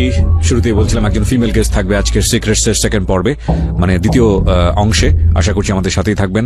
শুনছেন ঢাকা FM 90.4 এবং ফোন করতে ভুল করবেন না। ফোন নাম্বারটি হচ্ছে 09611904904। আরো একবার বলছি, 09611904904। বাই দ্য ওয়ে, আপনারা পুরো এপিসোডটি ডাউনলোড করতে কিংবা আপনার কালেকশনে রাখতে, যদি কোনো পর্ব মিস করে থাকেন সিক্রেটসের কিংবা জীবন গল্পের, এখনই চলে যান আমাদের ইউটিউব চ্যানেলে www.youtube.com/DFM904। সাবস্ক্রাইব করতে ভুলবেন না, পাশাপাশি বেল বাটনটি অন করে দেবেন। তাহলে আপনি যদি রাত 11টার সময় শুনতে মিসও করেন, আপনি আপনার সেলফোন থেকে যে কোনো সময় শুনে নিতে পারবেন কি ঘটেছিল। আমরা আপনাদের পরিচয় করিয়ে দিচ্ছি। ওকে, আপনার নামটা একটু বলেন। আনিলা। আনিলা, পুরো নাম হচ্ছে? ফুল নেমটা বলতে চাচ্ছেন না? আচ্ছা, মাথা নাড়ালে হবে না, কারণ এখানে যেহেতু রেডিও, সম্মুখে বলতে হবে। আনিলা, বয়স কত আপনার? আমার 25 বছর। আনিলা, জন্ম জেলা কোথায় আপনার? আমার নানি বাড়িতে পিরোজপুর ডিস্ট্রিক্ট। পিরোজপুর ডিস্ট্রিক্টে। আপনি কিছুটা নার্ভাস? এখানে মানুষ মন খুলে মনের গল্পটা বলতে আসে, আর আমরা রেডিওতে এটা প্রচার করছি। আমাদের অনুষ্ঠানের থিম হচ্ছে যে যদি কেউ না শোনে তো আমি শুনবো, এবং আপনি কোনো কিছুর জন্য না, শুধু মন খুলে কথাগুলো বলার জন্য আসুন, আর মেসেজ অটোমেটিক্যালি বের হয়ে আসে, কজ আমাদের এখানে মেসেজ ছাড়া আমরা কোনো স্টোরি প্রচার করি না। তো সেই জায়গাটা থেকে আপনার গল্প আপনি ভালো জানেন, আর সৃষ্টিকর্তা ভালো জানে, তার বাইরে কেউ জানে না। সুতরাং আপনার গল্পে আপনিই মাস্টার, এখানে নার্ভাস হওয়ার কিছু নাই। আপনি মন খুলে আপনার কথাগুলো বলুন, এবং আমার মনে হয় আপনার যেখান থেকে শুরু করতে ইচ্ছে করে আপনি সেখান থেকে শুরু করুন। জি। তা আমার মার বিয়ে থেকে বলতে চাচ্ছি যে জি। আমার আম্মু তখন 14 বছর বয়স, তার মামা হচ্ছে ঢাকা আলিয়ার স্টুডেন্ট ছিল, ঢাকাতে একটা ডায়াবেটিক্স হাসপাতালে চাকরি করতো। তো আমার আব্বু আলিয়ার স্টুডেন্ট ছিল, আব্বু ওখানে চাকরি করতো, ওখানেই তাদের বন্ধুত্ব। এরপরে বন্ধুর বাড়িতে বেড়াতে যায় আমার আম্মুর মামা বাড়িতে। তো যাওয়ার পরে ওখান থেকে নাকি আমার আম্মুর কোরআন তেলাওয়াত শুনতে পায় আমার আব্বু ফার্স্ট টাইম। তো সেখান থেকে তার ভালো লাগা। এরপরে সে আমার ওই ভাইয়া ডাকি আমি, যাকে আমার আব্বুর মামা হয়, ওই বন্ধু হয় আমার আম্মুর মামা, তাকে জি। আমি ভাইয়া ডাকি। তো Okay. ওনাকে প্রস্তাব দেয় যে আমি তোমার ভাগ্নিকে বিয়ে করতে চাই। তো সেও দেখে যে ছেলে তো ভালোই, আমার আব্বু আবার দেখতে শুনতে খুব সুন্দর ছিল, টাকা পয়সাও মানুষের পিছনে খুব ব্যয় করতে পারতো, হয়তো ওই রকমের ভাবছে যে খুব বড় লোকের ছেলে, দেখতেও হ্যান্ডসাম।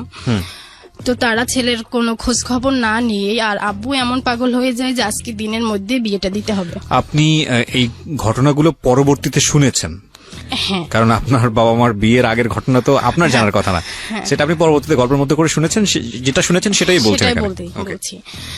তো সেই তাড়াহুড়ো করে সেদিনই বিয়ে দেওয়ার জন্য বলে। তো তারাও ওই রকমের করে বিয়ে দিয়ে দেয়। আমার নানা ছিল না, কিন্তু ওই আম্মুর নানা বাড়ির লোকরা আম্মুকে বিয়ে দিয়ে দেয়। বিয়ে দিয়ে দেওয়ার পরে তো আব্বু কয়েকদিন থেকে ঢাকায় চলে আসে। এরপরে ওই আর কি বিয়েটাই সে করে আসে। এরপরে ঠিক মতো হয়তো যোগাযোগটাও করতো না আব্বুর সাথে, আম্মুর সাথে। এরকম বেশ কিছুদিন চলতে থাকে। হঠাৎ একদিন চিঠিতে বলে যে আমার মাকে নিয়ে আসার জন্য ঢাকায়।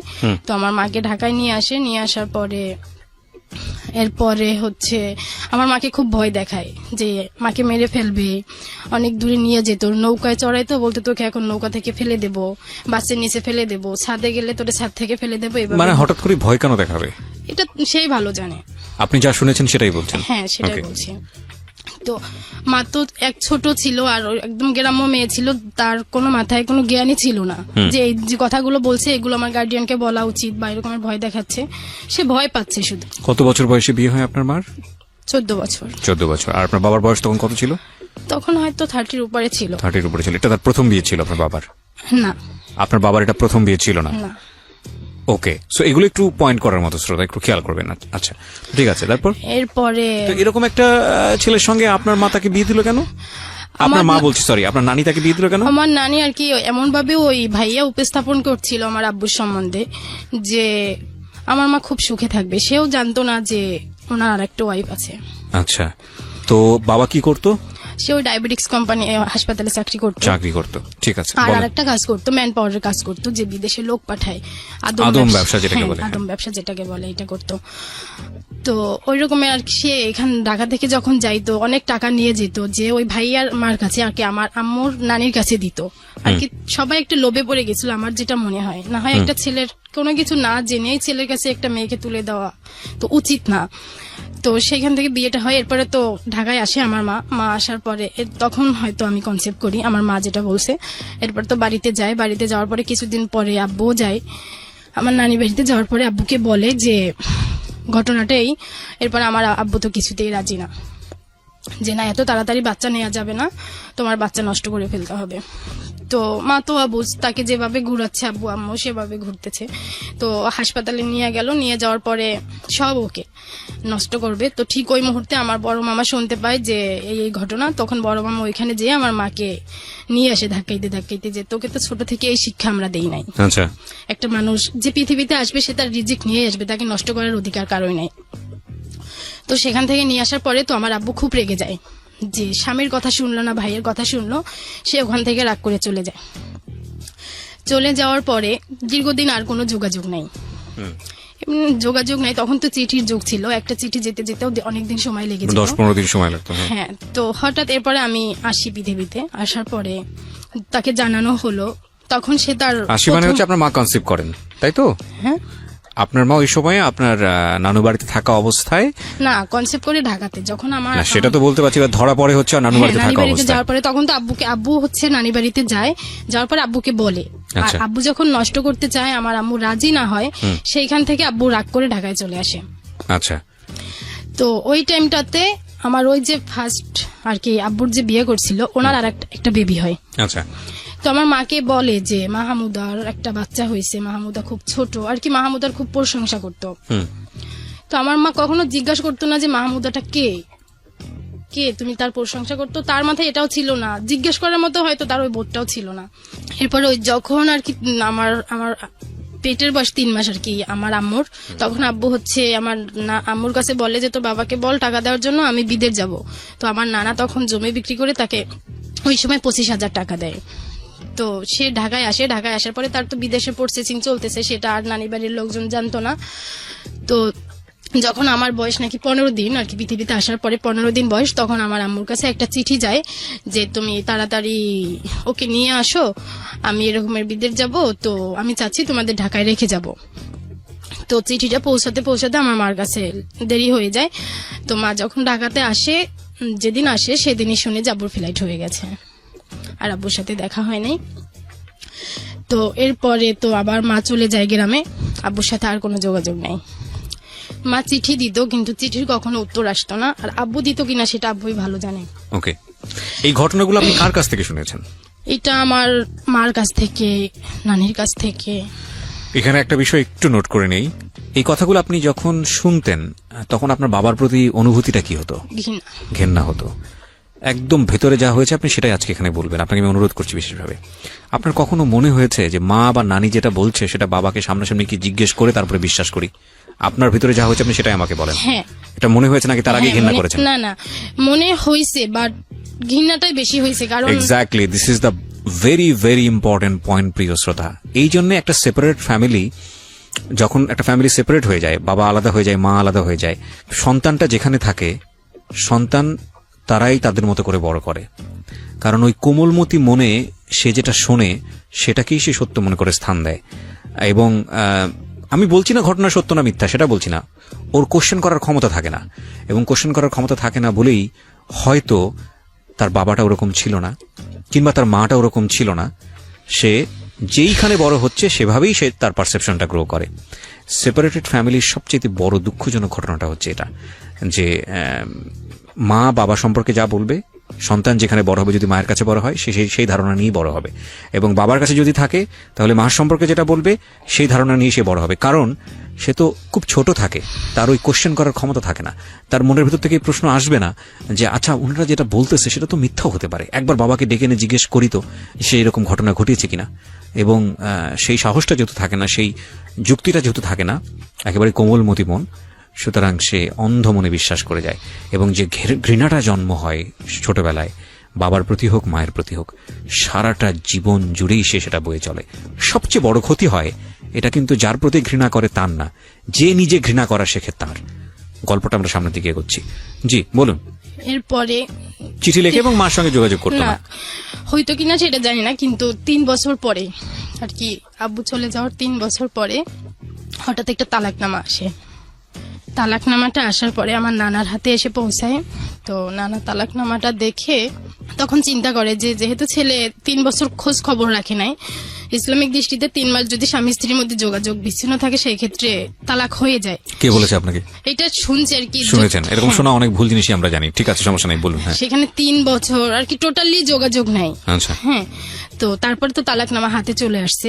সেইখানে এখন তার মেয়েকে বসায় রাখা ঠিক না, আমরা কতদিন বেঁচে থাকবো, আর এই মেয়ে আর একটা মেয়ে, আমি যদি ছেলে হতাম সেই ক্ষেত্রে একটা তাদের চিন্তা থাকতো, তাদের চিন্তা যে একটা মেয়ে হয়েছে আর ও মেয়ে, কোথায় এদের স্থান হবে। জি।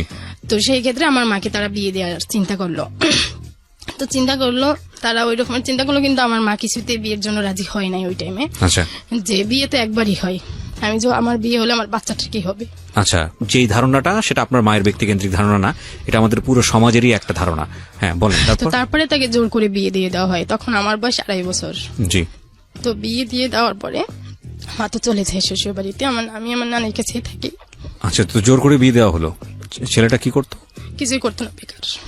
আপনার তখন 2.5 বছর, আপনার নিজের কি কোনো মেমোরি আছে ওই সময়ের, যে মার কি হচ্ছে না হচ্ছে, কোনো স্মৃতি কি আছে? না, আমার কিছুই মনে নাই, জাস্ট আমার মা বলতো, আমি আর কি আমার মাকে বলি, তোমরা সবাই তোমাদের সুখের জন্য তোমরা পথ খুঁজে নিয়েছো, কিন্তু আমার কি অবস্থা হবে আর কি, এখন কথাগুলো বলি। ওই 2.5 বছরের কোনো মেমোরি নাই আপনার? আচ্ছা, তো আপনার মা চলে গেল, তারপর? এরপর মা বলে যে আমি কোনো কিছুতে বিয়ে করতে চাই নাই, সবাই আর কি সমাজটাকে বিয়ে দিছে। সমাজ তাকে জোর করে বিয়ে দিয়েছে? হ্যাঁ, সমাজ তাকে বিয়ে দিছে, আর যে ছেলের সাথে বিয়ে হয়েছে সেও বেকার। আচ্ছা। তো মা বলে যে মাঝে মধ্যে আমাকে নিত ওই বাড়িতে, কিন্তু তাদের তো ওই যে ছেলের সাথে বিয়ে হয়েছে উনি আবার অবিবাহিত ছিল। শ্বশুরবাড়ির লোকজন এক বিবাহিত মেয়েকে বিয়ে করছে, তার জন্য এক চাপ, এরপরে আবার বাচ্চা তাদের সাথে থাকবে, সেটা তো আর এক চাপ, যেখানে নানি নানার কাছেই থাকতে হয়েছে। মাঝে মধ্যে হয়তো বেড়াতে গেছি এরকমের, কিন্তু নানি নানার কাছে ছিলাম। এরপরে কিছুদিন আর কি আমার মার হয়তো বিয়ের 1-1.5 বছর পরে আমার আব্বু আসে। আমার আব্বু আসে ডাইরেক্ট আমার নানি বাড়িতে যায়। আব্বু বলতে? আমার আব্বু, জন্মদাতা পিতা। আমার জন্মদাতা। আমি ওনাকে আর কি আমার মার যার সাথে বিয়ে হয়েছে ওনাকে আমি আব্বু ডাকি না, উনি আমাকে আব্বু ডাকতে বলছে, বাট আমি ভাবছি যে আমার আব্বু তো একজনই। আচ্ছা। আব্বু তো 2 জনকে ডাকা যায় না। আচ্ছা। সেই ক্ষেত্রে আমি ওনাকে মামা ডাকি। মামা ডাকতেন। তো আপনার আসল বাবা যিনি, উনি আসলেন 1.5 বছর পরে? উনি আসলো, আসার আর কি এই আমার কি মার, প্রথম আপনি বাবাকে দেখলেন নাকি এর আগেও দেখেছেন? না ওই টাইমটাই প্রথম দেখেছি, কিন্তু আমার ওই টাইমের কথা মনে নাই। মনে নাই? আচ্ছা। হ্যাঁ। তো আসার পরে আমার নানা আর কি আমার এক মামা নিয়ে আসছে তাকে বাড়িতে। ওই মামা আবার মাদ্রাসায় পড়াশোনা করছে, কামিল আর কি, উনি হচ্ছে ডক্টরেট করছে এই থেকে, ঢাকা ভার্সিটি থেকে। তো আমার নানার কথা যে তোমাকে ইসলামের শিক্ষায় এত বড় শিক্ষিত করলাম, যে ছেলে তালাকনামা পাঠাইছে তাকে কিভাবে তুমি বাড়িতে নিয়ে আসলে? কে নিয়ে আসছে বাড়িতে? আমার মামা। ও, মামা তাকে নিয়ে আসছে। মামার সঙ্গে আপনার বাবার সম্পর্ক কি ছিল? আর কি হয়তো কোনোভাবে মামাকে সে Convince করতে মামার পারছে। সাথে যোগাযোগ করে সে আসছে। তো এসে আমার বাবা যেটা বললো যে আমি তালাক দেই নাই। তালাক দেই নাই মানে? যে তালাকনামাটা আসছে আমার আব্বুর পক্ষ থেকে, সেটা আসলে আমার আব্বু দেয় নাই। কে দিয়েছে? এটাই প্রশ্ন আমার, আজও এই প্রশ্নটাই আমার মধ্যে। আচ্ছা, তালাক দেয়নি, তারপর? আমার নানা তাকে স্থান দেয় নাই আমাদের বাড়িতে, নানি বাড়িতে। তো আমার আব্বু মসজিদে ছিল, মসজিদে 3 দিন ছিল, যে আমি যেভাবে হোক আমার আম্মুর কথা বলছে ওকে নিয়ে যাব। তো তালাক দেয়নি, 3 বছর খোঁজ খবর নেয়নি কেন? সে বলে আমি খোঁজ খবর করেছি, চিঠি দিয়েছি, তারপরে আর কি ওদের ভরণ পোষণ দিয়েছি, কিন্তু আমার নানি বাড়িতে সেটা পৌঁছায়নি। কি হাস্যকর কথাবার্তা! 3 বছর ধরে আপনার মাও নিশ্চয়ই যোগাযোগ করেনি? করছে? আমার মা তো তার কোনো ঠিকানাই জানতো না, কিভাবে করবে? তো তাহলে ভরণ পোষণ আর সব দিচ্ছি? থেকে বড় কথা, আমাদের যে বাড়ি কুষ্টিয়াতে, সেই কুষ্টিয়ার ঠিকানাটা আমার নানি বাড়ির লোকজন জানতো না। না, this is a very stupid logic. যত পৃথিবীতে আমরা, আপনি যে যুগের কথাই বলেন না কেন, আজ থেকে 25 বছর আগের গল্প বলছেন, আপনি 20 বছর আগের গল্প বলছেন, 3 বছর ধরে আপনার বাবা যদি আপনার মার সঙ্গে যোগাযোগ করার চেষ্টা করে কোনো রিপ্লাই না পায়, আমার এই এবং একটাই সেখানে প্রশ্ন আপনি শুধু আমার আব্বুর কাছে, যে আমি হচ্ছে ছোট থেকে আব্বুর সাথে ওরকম সাহস করে কথা বলতে পারি না, কিন্তু 2 বছর আগে হঠাৎ আমি আব্বুরকে বলছি। 2 বছরের গল্প আমি পরে আসতে চাই, আমি পয়েন্টগুলো রেখে যাচ্ছি কারণ আপনার গল্প যেটা আপনি বলছেন সেটা কতটুকু গ্রহণযোগ্য আমি বলতে চাচ্ছি, তাকে আমি প্রশ্ন করছি যে আপনি কি আমার আম্মুকে তালাক দিয়েছেন? সে বলছে এত বছর আগের কথা আমার মনে নাই। কিন্তু এই যে বাড়ির যে ঘটনাটা, যে সে এত বছর আগের ঘটনা মনে থাকবে না মানে এটা কি ধরনের কথাবার্তা? হ্যাঁ, সে তালাক দিয়েছে কিনা সেটা তার মনে নাই, কিন্তু সে তালাক দেওয়ার পরে সে বাড়িতে গেছে, যাওয়ার পরে সে বলছে তালাক দেয়নি। আমার মধ্যে একটাই প্রশ্ন যে তালাকনামাটা তাহলে আসলো কোত্থেকে? সে বলছে দেয় নাই, তার ফাইন্ড আউট করা উচিত ছিল। আমার নানা নানি বলছে যে তালাক, আমার নানার হাতে তালাকটা আসছে, তাহলে এই তালাকটা দিলটা কি? তালাকনামাটা আপনি দেখেছেন? না আমি দেখি নাই। আপনি কেন দেখেন নাই? এটা তো অনেক আগের কথা। তালাকনামাটা কোথায় আছে? তালাকনামাটা আমার নানা বলছে যে আমার নানা হাতে পাওয়ার পরে নাকি পোড়াই ফেলছে। জীবনটা এতটা সহজ মনে হয় আপনাদের কাছে, যারা অভিভাবক তাদের সবাইকে বলছি। আসলে মানে একটা মানুষের, আপনাদের হয়তো কিছুই হবে না যিনি বাবা, তিনি বিয়ে দিয়ে দিয়েছেন মেয়েটাকে, কিন্তু এই যে মেয়েটা দুনিয়াতে এসছে এর তো একটা সুন্দর শৈশবের দরকার ছিল না? আজকে যে মেয়েটাকে এখানে উপস্থাপন করছি, এটা একটা মেয়ের কাহিনী না, এটা অনেক ছেলে মেয়ের কাহিনী বাংলাদেশের। ঠিক আছে, প্লিজ, যদি প্রপারলি বড় করতে না পারবেন দুনিয়াতে আনবেন না, আর যদি এনেই ফেলেন তাহলে নিজের সুখ বিসর্জন দিয়ে হলো সেই ছেলে মেয়েকে আপনাকে একটা সার্টেন পিরিয়ড পর্যন্ত বড় করতে হবে, বড় করতেই হবে, এটা আপনার দায়িত্ব, এবং এই দায়িত্ব অবহেলা করার কোনো সুযোগ নাই। সেটা যত বড়ই ঘটনা ঘটুক না কেন। আনলেন কেন? আগাই আমরা সামনের দিকে। তারপরে আমার আরেক মামা আমার আম্মুকে বলতেছে যে ও যেহেতু এত করে বলছে তাহলে তুমি ওর সাথে চলে যাও। তার কিন্তু সেকেন্ড ম্যারেজ হয়ে গেছে আমার আম্মুর, তো সে অনেক গরিব যার সাথে সেকেন্ড ম্যারেজ হয়েছে। আর আমার আব্বুর দেখতে শুনতে টাকা পয়সা আর কি, ওই শুনে হয়তো তাদের লোভ এখনো আছে যে ছেলেটা এত দূর পর্যন্ত জীবনটা নিয়ে আসছে, তারপরেও আমার মামারা বলতেছে যে তুমি ওর কাছে চলে যাও। তখন আমার মার কথা ছিল যে যদি যেতে ইচ্ছে করে তাহলে তোমাদের বউদেরকে দিয়ে দাও, আমাকে বইলো না। আমার জীবনটা কতবার নষ্ট করতে চাও তোমরা? এক জায়গায় ওইখানে তখন ওই যেখানে আর কি সেকেন্ড ম্যারেজ যেখানে ছিল ওখানেও তখন মা প্রেগনেন্ট ছিল। ওহো, তো ওই প্রেগনেন্ট থাকা আমার বাচ্চাটা নিরাপদ থাকতে পারে না। হুম, তো আমি মনে করি যে আমার মা বাবার কাছে আছে, মাঝে মধ্যে হলে আমি এসে দেখে যেতে পারি, আর আব্বু যদি নিয়ে যায় তাহলে কখনোই হয়তো দেখতে পারবে না। সেখান থেকে আমার মা চাইছিল না যে আমাকে দিয়ে দেখ, তো আমার নানারাও দেয় নাই, যে আমরা যেভাবে কষ্ট করে থাকি ও আমাদের সাথে কষ্ট করে থাকবে। তো এইভাবে চলতে থাকে। এরপরে আব্বু আসে আর কি মালয়েশিয়াতে থাকতো, তখন তার ওই ফ্যামিলিও নিয়ে গিয়েছিল আর কি। ফার্স্ট যে ফ্যামিলি ছিল ওইখানে তার 2টা ছেলে হয়েছিল, তো ওদেরকে নিয়ে এসে মালয়েশিয়াতে থাকতো। প্রতি বছর একবার করে আসতো, এসে আমাকে দেখে যেত, কাপড় চাপড় যেগুলো দরকার হতো এগুলো দিয়ে যেত। এরকম করতে করতে 2000 সাল পর্যন্ত আসছে। তখন তো আমি প্রাইমারিতে পড়ি, পড়াশোনা মোটামুটি চলতেছে। এরপরে 2000 সালে আসার পরে 2000 সালে সে মালয়েশিয়া থেকে আমেরিকাতে চলে যায়, আর তার ওই ফ্যামিলিকে কুষ্টিয়াতে পাঠিয়ে দেয়। তো এরপরে এরকমের চলতে থাকে। এরপরে আর যোগাযোগ বন্ধ, আমার সাথে আর যোগাযোগ নাই আর কি। কষ্টটা এরপরে যখন বুঝতে পারি যে বাবা আর কি সবার বাবারা ভালোবাসতেছে, বাবারা আসতেছে, তো সেইখান থেকে আমার প্রশ্ন থাকতো তাদের কাছে যে আমার বাবা কোথায় আর কি। এটা ছোট কথা বলতেছি। তখনও আর কি বাবা যখন বুঝতে শিখছি আমার বাবা কোথায়, আর আব্বু যে প্রতি বছর আসতো ওরকম আসতো, হয়তো দেরি করে আর কি। আমার যতটুক মনে আছে ক্লাস 4-এ উনি শেষ আসছিল, তখন আমাকে বলছিল যে তুমি চলে আসো। আমি বলছি আমি আম্মুকে ছাড়া যেতে পারবো না। তো বলছে যে তোমার আম্মুকে তো আর নেওয়া যাবে না, কিন্তু আমি ভাবতাম যে আম্মুকে কেন নেওয়া যাবে না, আমি যদি যেতে পারি তাহলে আম্মু আমার সাথে যাবে। এরপরে আব্বুর থেকে ঘৃণা থেকে হচ্ছে ছেলেদের উপরে যে ঘৃণাটা হয় যে আমার মাকে একটা ছেলে কষ্ট দিয়েছে, আমি ওই রকমের ছেলেদেরকে কষ্ট দেব। এটা কোন সময় আপনার রিয়েলাইজেশনটা হয়? এটা হচ্ছে ক্লাস 7-এ। ক্লাস 7-এ থাকা অবস্থায়। ওকে। এরপরে একটা ছেলের সাথে ফার্স্ট আর কি সেই আমাকে লাভ লেটার দেয়। তারপরে কবে দিল এটা আপনাকে? এটা ক্লাস 8-এ কিভাবে দিল? যে না ওইটা। ওকে। তো পরে দেখলাম যে এরকমের কিছু লেখা, তখন আমিও আর কি আমার তো টার্গেটই ছিল যে আমি এই কাজটা করব, যে ছেলেদের জীবন নষ্ট বলতে কেউ আমাকে প্রেমের প্রস্তাব দিল, আমি তাকে প্রেমের আর কি রাজি হওয়ার পরে কিছুদিন তার সাথে কথাবার্তা বলে বন্ধ করে দিব। আচ্ছা, এটা আপনার টার্গেট ছিল? এটা আমার টার্গেট ছিল। টার্গেটটা কেন ছিল? এই যে বাবার উপরে ঘৃণা থেকে, যে আমার বাবা আমার মাকে কেন কষ্ট দিল, সুতরাং আমিও ছেলেদেরকে কষ্ট দিব। আমিও ছেলেদেরকে কষ্ট দেব। ওকে, তারপর? এরপর ওইটা হয়তো 2-3 মাসের মতো ছিল। এরপর আবার আরেকটা ছেলে প্রস্তাব দিল, তারপর তার প্রস্তাবে রাজি হয়ে গেলাম আর কি। প্রেমের বইটা হচ্ছে ফোনে ছিল, ওইটা ছিল এরকমের যে আমার মামা খালা যারা আছে আর কি, আমার নানার ফ্যামিলি, এদের সম্মান কেউ কখনো নষ্ট করতে পারে নাই সামাজিক ভাবে। তো মামা খালা দিয়ে যেহেতু পারে নাই, তাদের টার্গেট ছিল আমাকে দিয়ে। তারা একটা ছেলেকে রাজি করায় যে যত টাকা পয়সা লাগে আমরা দেব, তুই দেখ জাস্ট ওই মেয়েটা কি করতে পারো কিনা। তো আমি তো আর এটা আমার মাথায় ছিল না, আমার তো টার্গেট ছিল অন্যদিকে আর তাদের টার্গেট অন্যদিকে। তারপরে ওই ছেলেটা এরকমের ফোনে আমার নানার জানতো, আমার নানা সকালে নামাজ পড়তে যায়, ফোনটা বাসায় থাকে, তো নানার ফোনে কল আসলো। কল আসার পরে সাধারণত আমি নানার ফোন রিসিভ করতাম। তো এরপর রিসিভ করার পরে সে তার কথা বলতেছিল যে এইভাবে। তো আমি তো অল্পতেই রাজি হয়ে গেলাম, যেহেতু আমার টার্গেট এরকমের। তো রাজি হয়ে যাওয়ার পরে তার সাথে কথা হতে এখন একটা সময় দেখতেছি যে সে আসলে আমাদের সম্মান নষ্ট করতে চাচ্ছে। সে ফোনে রেকর্ড করে রাখছে যে আমি যদি বিয়ে করি তাহলে অমুক বাড়ির নাতিকেই বিয়ে করব, ওইটা আমার শ্বশুর বাড়ি।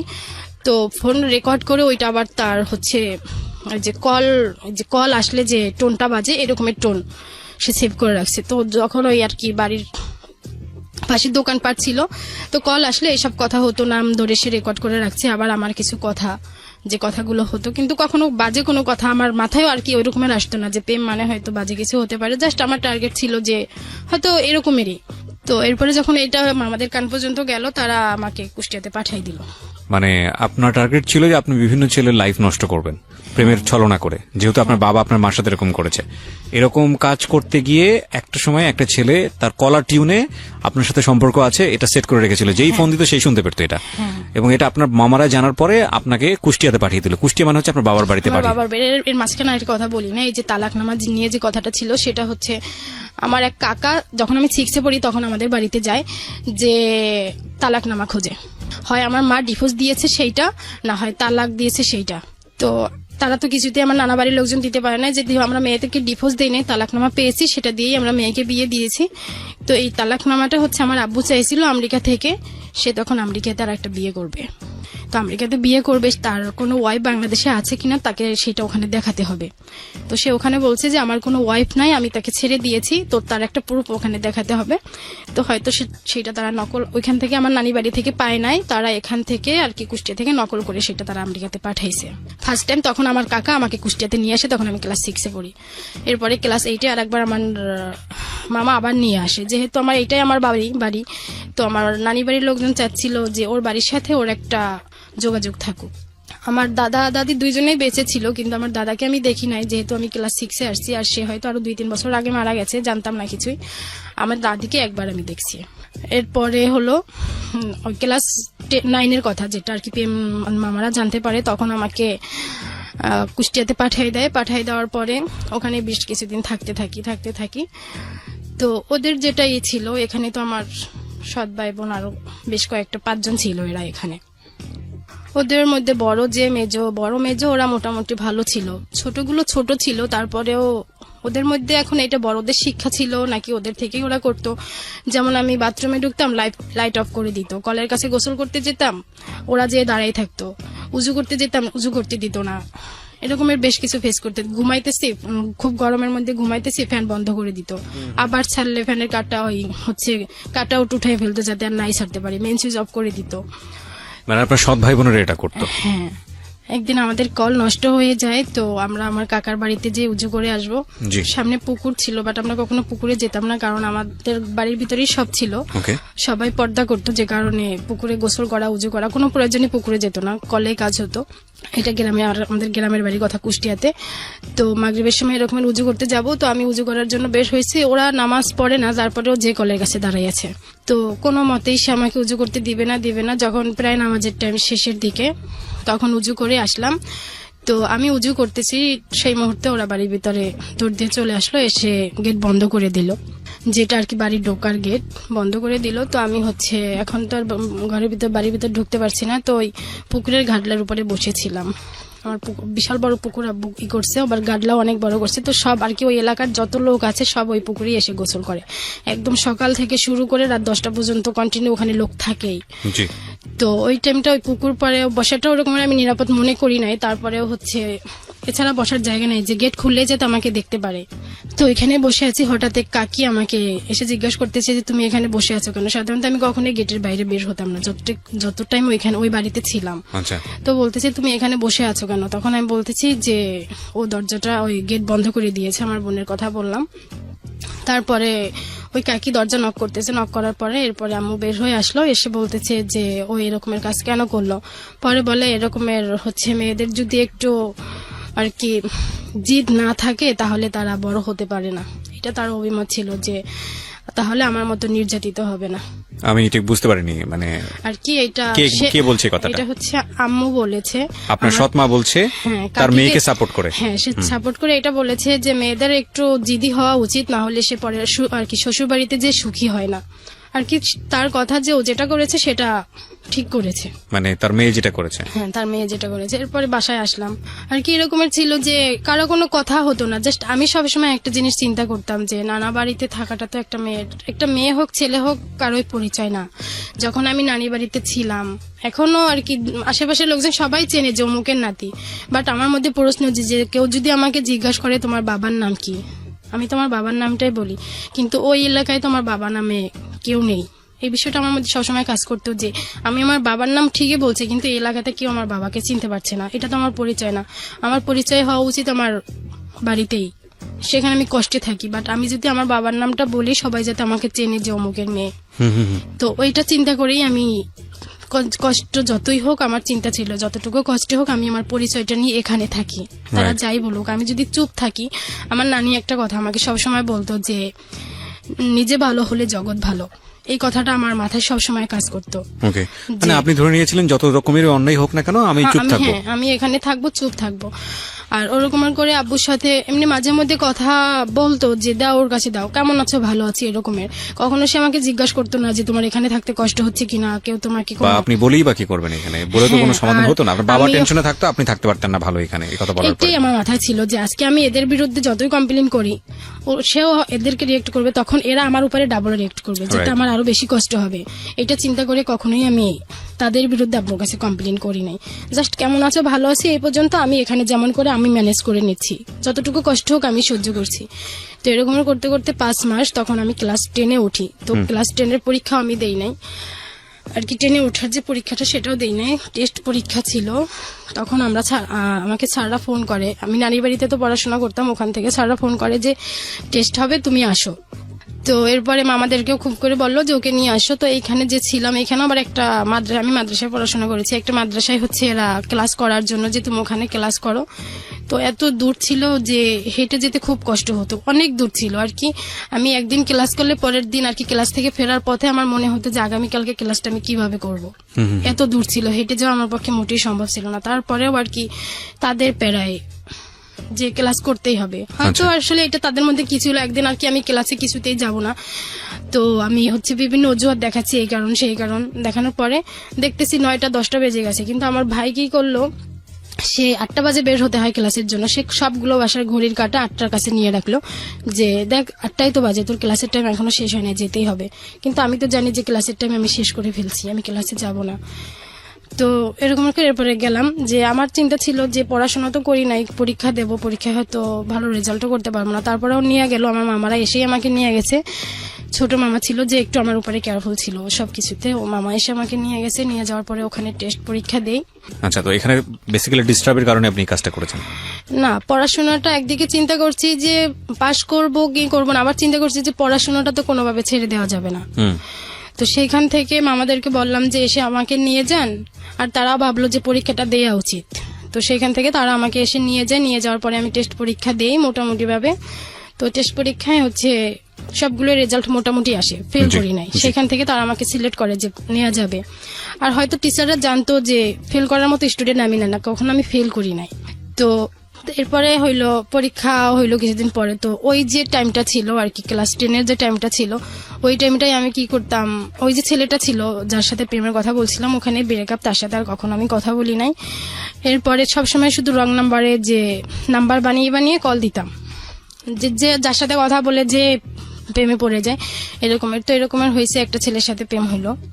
তো এরপরে আশেপাশের লোকজন আর কি, যারা কিভাবে হয়তো জানি না, এরপর আরো কয়েকটার সাথে প্রেম হয় একসাথে, হয়তো 4-5 জনের সাথে আমি কথা বলছি, তখন একসঙ্গে 4-5 জন মেইনটেইন করতেন?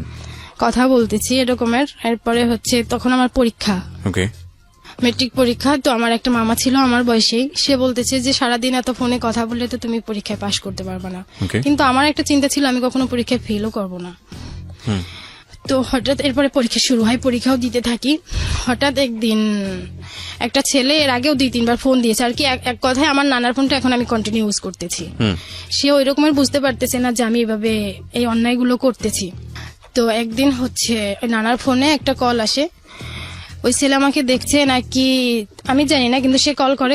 আর সব থেকে বড় কথা কি, আমার আব্বু আমেরিকাতে থাকে, আর আমেরিকাতে থাকে, তাদের চিন্তা ছিল যে এই মেয়েকে যদি প্রেমে ফেলাইতে পারি তাহলে হয়তো তারাও আমেরিকাতে যেতে পারবে নাকি আর কি, কোনিতে তারা হয়তো এইভাবে চিন্তা করে আমাকে প্রেমের প্রপোজ করতো, আর আমিও তাদের রাজি হয়ে যেতাম। তো একটা ছেলে এরকমের হচ্ছে বলতেছে যে কথা বলার পরে আমি আমার একটা ফ্রেন্ডকে নাম্বার দিলাম যে দেখ এই নাম্বারটায় আমাকে এই কথা বলতেছে। পরে আমার ওই ফ্রেন্ড কি করলো, ওই ছেলেটাকে থ্রেট দিল। আচ্ছা, থ্রেট দিল। পরে তারপরের দিন হচ্ছে আমার ইংলিশ পরীক্ষা ছিল, রবিবার ছিল, ইংরেজি পরীক্ষা ছিল। তো সে আমাকে পরে সকালে ফোন করে বলতেছে যে কালকে দেখে নেব, তোমাকেও দেখে নেব, তোমার ফ্রেন্ডকেও দেখে নেব, আমাকে কেন থ্রেট দিল। তো আমি পরীক্ষার হলে গেলাম। পরীক্ষার হলে পরীক্ষা শুরু হওয়ার আগেই একটা ছেলে, তখন আমরা 4 বান্ধবী একই কালার ওড়না পরে গিয়েছিলাম, ফিরোজা কালার একই কালার ওড়না পরে গিয়েছিলাম। তো একটা ছেলে এসে ফার্স্টে একটা মেয়েকে জিজ্ঞাসা করলো যে এখানে আনিলাকে। তো ওটা দেখাই দিল পিছনে। এই ছেলেটার সঙ্গে আপনি কথা বলতেন, বাট আপনি চিনতেন না, জানতেন না এই ছেলেটা সেই ছেলেটা? হ্যাঁ, কথা হয়েছে বলতে 2 দিন কথা হয়েছে, জাস্ট ওনাকে আর কি, ওনার কথা শুনে আমার ভালো লাগে না, তাই আমি আমার ফ্রেন্ডকে নাম্বার দিয়েছি যে দেখ এই ছেলেটা এই কথাগুলো বলতেছে। ওকে। আর যে ফ্রেন্ডকে নাম্বার দিয়েছে ও ছেলে ফ্রেন্ড ছিল। ওকে। তো এরপরে হচ্ছে ওই আর কি সে বলার পরে আমি বলছি হ্যাঁ আমি অমুক। এরপরে সে চলে গেল, আমি যে তাকে কোনো প্রশ্ন করব এই সুযোগটা আর পাই নাই। আচ্ছা, এবং তো আপনি এরপরে- জানতেন না যে সে কি না, বলতে সে এসছে কে? বা টিচার মনে পরে- করেছিলেন? হ্যাঁ টিচার মনে করেছিলাম। পরে হচ্ছে পরীক্ষার মধ্যে শুরু হয়ে গেল, কিন্তু দেখতেছি যে আমার হলটা ওই সিটটা ছিল একদম জানালার কাছে, উনি হচ্ছে ওই হলের সামনে একটা ফিল্ড ছিল, তখন সেখানে দাঁড়ায় ছিল সে আর একটা ছেলে। তো কিছুক্ষণ পর আর কি আমি এদিক থেকে জানালার দিকে তাকাচ্ছি, দেখতেছি ওই ছেলে আর কি ঘুরতেছে, সে ঘুরে দেখতেছে। এখন আমার তো খুব ভয় হচ্ছে যে সে তো আমাকে থ্রেট দিয়েছিল আমাকে দেখে নেবে। তো খুব কষ্ট করে পরীক্ষাটা দিলাম আর কি, এত বাজে পরীক্ষা আমি আমার লাইফে আর দেই নাই। তো ওই দিন আমার ইংরেজি পরীক্ষা ছিল, আচ্ছা, তো আমার ভয় ছিল যে আমি হয়তো ফেলই করব। ওকে। তো এরকমের করে পরীক্ষা থেকে বের হলাম। তো প্রতিদিন আমাকে আমার নানা নিয়ে আসতো, আবার নানাই নিয়ে যেত, এসে একটা গাড়ি ঠিক করে রাখছিল, ওই গাড়িতে করে নিয়ে যেত। আর নানা আসতে দেরি হলো ওই গাড়িওয়ালাই আমাকে নিয়ে যেত। আচ্ছা। তো ওই দিনকার হচ্ছে হল থেকে বের হয়ে গাড়িওয়ালাকেও সামনে দেখছি না, তো আমার খুব ভয় হইতেছে। পরে আমি আমার একটা বান্ধবীকে বললাম যে আমি আমাকে তোমার সাথে করে নিয়ে যাও, আমার হচ্ছে আমি একা যেতে পারবো না। পরে ও বলল যে আমার আব্বু আসছে, আমি তো বাইকে করে যাব, আমি তোমাকে নিতে পারবো না। আচ্ছা, তো এরপর আরেকটা বান্ধবীকে বললাম, ও বলছে ঠিক আছে তাহলে তুমি আমার সাথে চলো। ওর সাথে ওর ভাই ছিল, কিন্তু ওর ভাইকে পরে আসতে বললো। আমি ওই বান্ধবীর সাথে গেলাম বাড়িতে। আচ্ছা, বাড়িতে যে যখন হচ্ছে বান্ধবীর সাথে গেলাম, যেতে যেতে গেট থেকে বের হতে দেখতেছি যে ওই ছেলে সহ আরো কিছু ছেলে গেটের সামনে দাঁড়িয়েছে। তো তখন আরো বেশি ভয় হলো যে এখান থেকে তারা কোনো দুর্ঘটনা ঘটায় কিনা। তো ভালোই ভালো বাড়িতে গেলাম, যে হচ্ছে আমি বাড়িতে সব ঘটনাটা খুলে বললাম এইভাবে। এরপরে হচ্ছে ওই ছেলে কিভাবে আমার এক মামির নাম্বার নিয়েছে, সে আর কি আমার ওই যা যা করছে সে এখানে, সেটা সে তার আমার মামিকে বলছে। আচ্ছা, আর আমি যে বান্ধবীর সাথে গেছি সেটাও সে বলছে। এরপরে সে আবার বলল যে আমাকে কেন আমার নানা নিতে আসলো না, আর কি তার খুব দরদ। এরপর থেকে সে মামির কাছ থেকে খোঁজ খবর নিত, কথা বলতো মামির সাথে। আমিও মাঝে মধ্যে আর কি এমন ভাবে মামিকে বলতেছিল, তো মামি বললো ঠিক আছে তুমি কথা বলো, তো আমিও কথা বলতেছি। এরপরে হচ্ছে যখন আমার রেজাল্ট হলো, তখন দেখলাম যে রেজাল্ট খুব আর কি ফেল করি নাই, কিন্তু একদম খারাপ রেজাল্ট ছিল। মানে ওইটা কি ওই একদিনের ঘটনার কারণেই নাকি না, পুরো শুধু overall? ইংরেজিতেই ছিল। আচ্ছা, তার কারণে পুরোটাই সি আর হয়ে যায়। সবগুলোতেই ভালো ছিল, আর 7টা এ প্লাস আসছিল, শুধু ইংরেজির কারণে এ প্লাসটা আসে নাই। আচ্ছা, ওকে। তো এরপরে হচ্ছে রেজাল্ট হয়ে যাওয়ার পরে এরপরে আর কি ওই রেজাল্টের পরে আর ওই ছেলের সাথে আমি কথা বলি নাই, কিন্তু এই ছেলেটাই খুব বেশি পাগল ছিল। পরে হচ্ছে পরীক্ষা যখন হয় তখন আমার আব্বু পরীক্ষার করে আমার হচ্ছে মামাদের কাছে টাকা পাঠায়, 20,000 টাকা পাঠায় পরীক্ষার খরচ বাবদ। জি, তো যখন দেখলো মামারা যে আব্বু টাকাটা পাঠাইলো, তখন মামারা চিন্তা করলো যে গ্রামে পড়াশোনা না করে ঢাকায় যদি পড়াশোনা করে তাহলে ওর ভবিষ্যৎটা ভালো হবে, যেহেতু সে খরচপত্র দিবে। আর মামাদের পক্ষে এতটা আর কি আমার ঢাকায় যদি পড়াশোনা করায় সেই ক্ষেত্রে তো খরচ একটু এক্সট্রা বেশি লাগে, তো মামাদের পক্ষে ওইটা সম্ভব ছিল না, যে কোনো চিন্তা করে না। যখন আব্বু বলছে তখন তারা আমাকে ঢাকায় ভর্তি করার চিন্তা করলো এবং ভর্তি করলো তামিরুল মিল্লাতে, তামিরুল মিলাত মাদ্রাসা, টঙ্গীতে, ডেমরাতে, মহিলা শাখায় ডেমরাতে। এটা ডেমরাতে, ওকে। তো এরপরে হচ্ছে আব্বু টাকা পয়সা দিতেছে আর পড়াশোনা এখানে করতেছি। তো রেজাল্টের পরে হচ্ছে আমি আবার আমাদের হোম ডিস্ট্রিক্ট আর কি কুষ্টিয়াতে গিয়েছিলাম। তো এখানে এরকম একটা ঘটনা হয়, টুকিটাকি তো সমস্যা চলতেইছে, হঠাৎ একদিন আম্মুর টাকা হারাই যায় 5,000। আচ্ছা, তো হারাই যাওয়ার পরে তো আমি আদৌ কিছুই জানি না, সে বলতেছিল যে গোসলখানায় গোসল করতে গেছে, তখন নাকি ওইখানে এক চিপায় রেখে দিয়েছে। তো আমাকে এসে জিজ্ঞাসা করতেছে যে তুমি কি টাকাটা দেখছো, তো আমি বললাম যে না আমি দেখি নাই। তো আমার মেজো যে ভাইটা ও বলতেছে যে হ্যাঁ আম্মু ও মিথ্যা বলতেছে, টাকাটা তো আমরা দুইজনে ভাগ করে নিয়েছি। আমাকে আবার বলতেছে আপু তুমি বলো, তুমি আমাকে 3,000 টাকা দিছো আর তুমি 2,000 টাকা নিয়েছো না। তো আমি তো যে আমি টাকার কোনো জানি না আর কি, সে এখানে রেখেছে কি না বা হারাই গেছে কিছুই জানি না, অথচ আমাকে আমার ভাই বলতেছে যে তুমি টাকাটা নিয়েছো, আমাকে 3,000 দিয়েছো, তুমি তো 2,000 রাখছো, তুমি আমাকে টাকা 2,000 ফেরত দাও, আমি আমার 3,000 ফেরত দিয়ে দিই। আমি টাকা নেই নাই, তাহলে আমি দেবো কিভাবে? তো তারা কি করলো, কবিরাজের বাড়িতে গেল, এসে আমাকে খুব ভয় টয় দেখাইলো, তুমি টাকাটা দিয়ে দাও না হয় এই করবো। তো আমার ভিতরে কোনো ভয় ছিল না, যেহেতু আমি টাকাটা নেই নাই।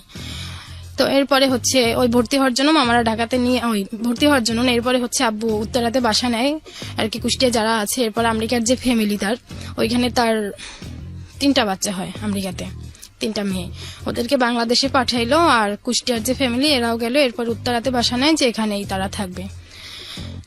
এরপরে হচ্ছে মামারা বললো যে বাসায় থাকার দরকার নাই, যদি মাদ্রাসাতে ভর্তি করে তাহলে হোস্টেলেই রেখে দেবো। ওকে। তো এরপরে ভর্তি হয়ে ওখানে হোস্টেলে রেখে দেয়। তো এরকম করে চলতেছে, ইন্টারও মোটামুটি শেষ হলো।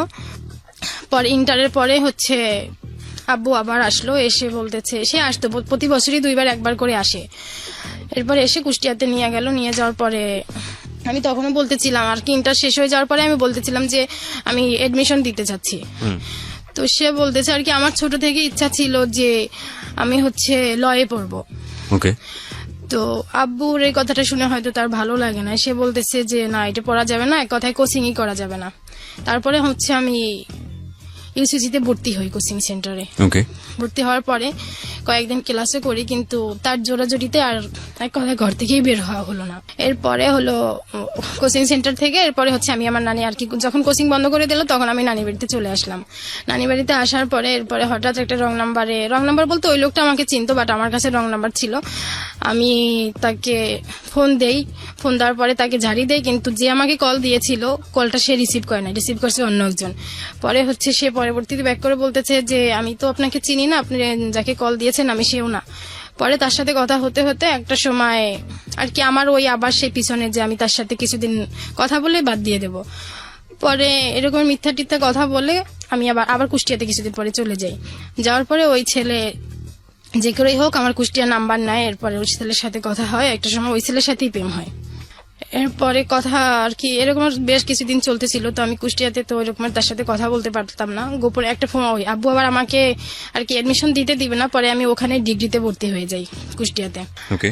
পরে তার সাথে কথা হতো না, মাঝে মধ্যে কথা হতো। হঠাৎ করে ঢাকাতে আমার নানা হজে গিয়েছিল, তো হজ থেকে আসলো, এরপর আমার মামা আমাকে কুষ্টিয়া থেকে নিয়ে আসছে। তো তখন ওই ছেলেটার সাথে আমার দেখা, এরপর ওই ছেলেটা বলতেছিল যে বিয়ে করার কথা। তো আমি আমার সব ঘটনা তাকে খুলে বললাম, বলার পরে আমি আর বিয়েতে রাজি হলাম না, আমি আবার আমার নানির বাড়িতে চলে গেলাম, কিন্তু কথা তার সাথে কন্টিনিউ হচ্ছে, মানে ছেলেটার সঙ্গে। হ্যাঁ। ওকে। তো এরপরে তখন ছেলেটা বেকার ছিল, তো তার এখন চিন্তা যে করেই হোক আব্বু আবার ডিসেম্বরে আসার কথা, আসবে, তো সেও এর মধ্যে একটা চাকরি নিয়ে নেবে, এরপরে বিয়ের কথা বলবে।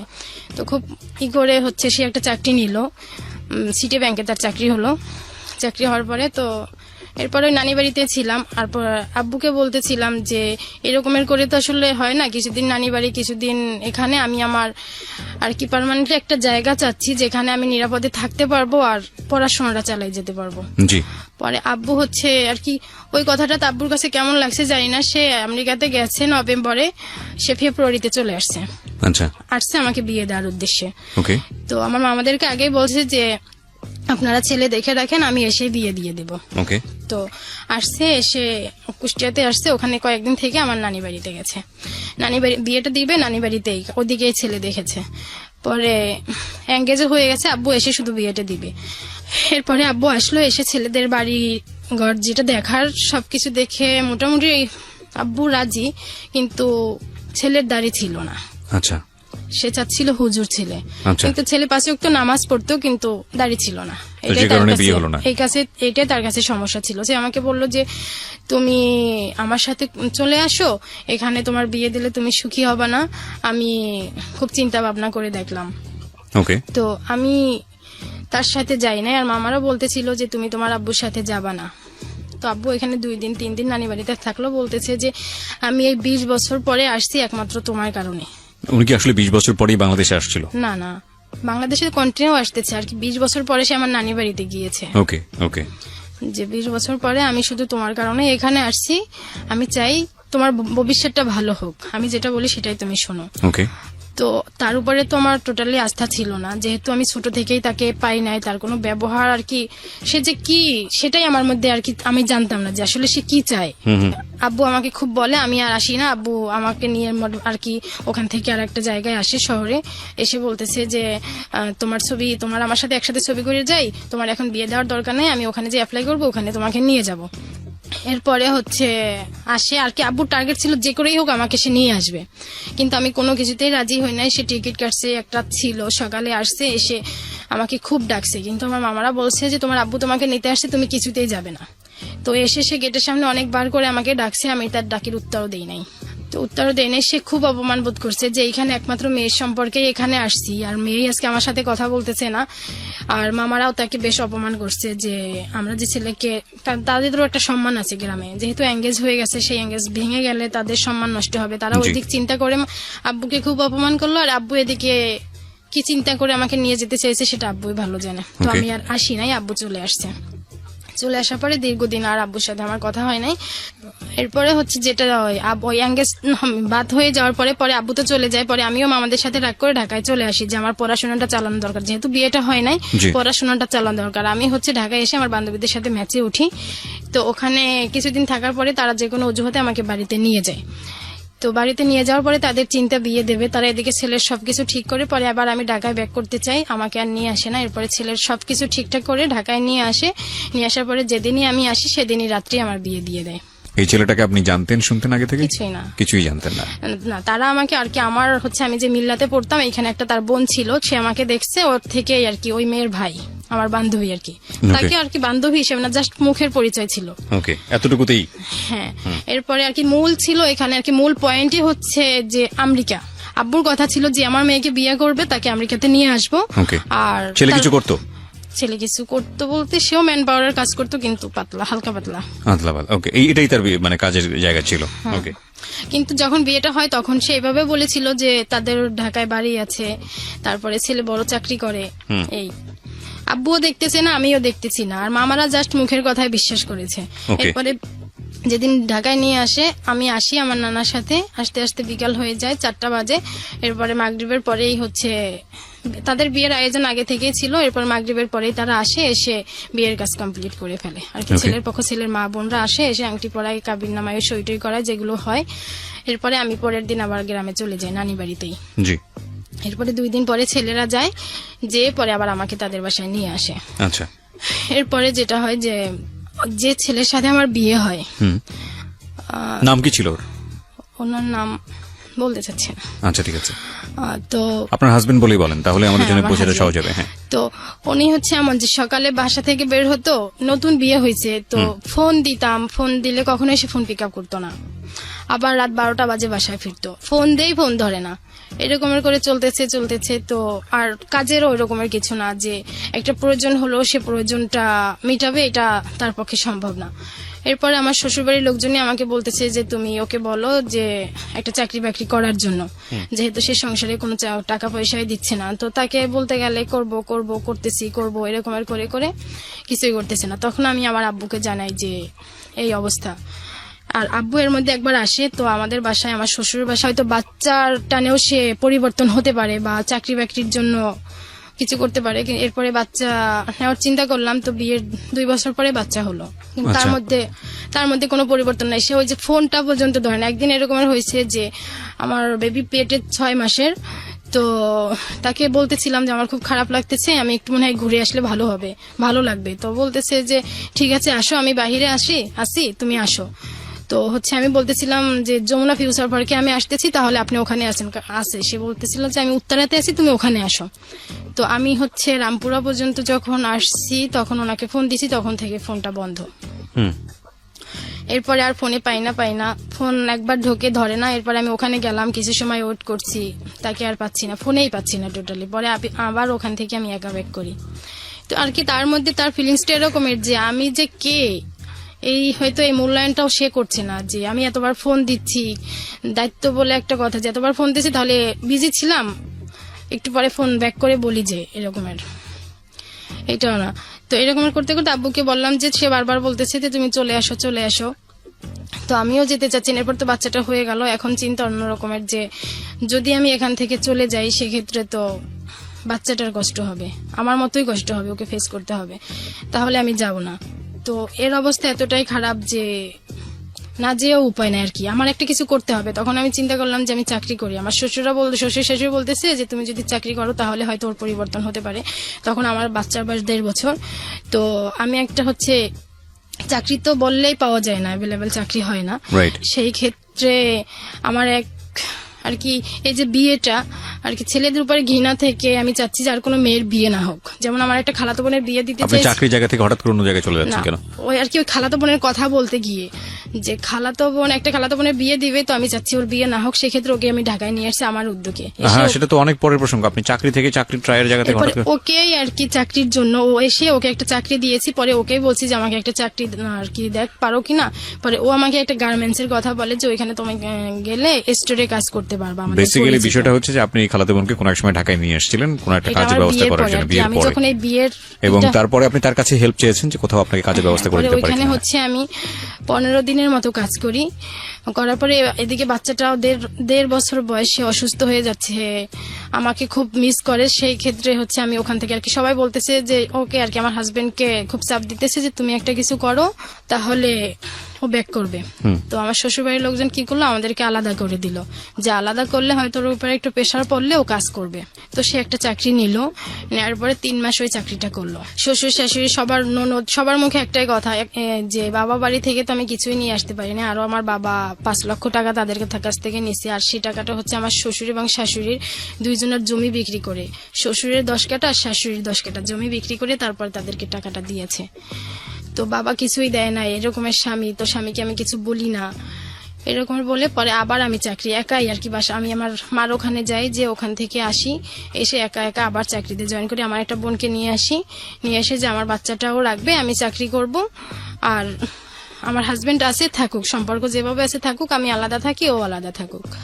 এরপরে আবার চাকরি নেই, চাকরি নেওয়ার পর ওইখানে বেশ কিছুদিন করি। এরপরে আব্বুকে টাকা পয়সার কথা বললে সে তো আর দিবেই না টাকা, যে তুমি ওখান থেকে চলে আসো। তার একই কথা যে বিয়ে দেওয়ার পরে এমনি খুশি হয়ে দিতে পারে, কিন্তু সবসময় তো বলাও যায় না, আর সে দিতেও না ওই রকমের করে। এরপরে চাকরি ওখানে নেই, পরে হঠাৎ করে আব্বু বলতেছে যে তুমি পাসপোর্ট করে ফেলো, যত তাড়াতাড়ি সম্ভব তোমাকে নিয়ে যাব। এরপরে পাসপোর্ট করি, তখন চাকরিতেই ছিলাম।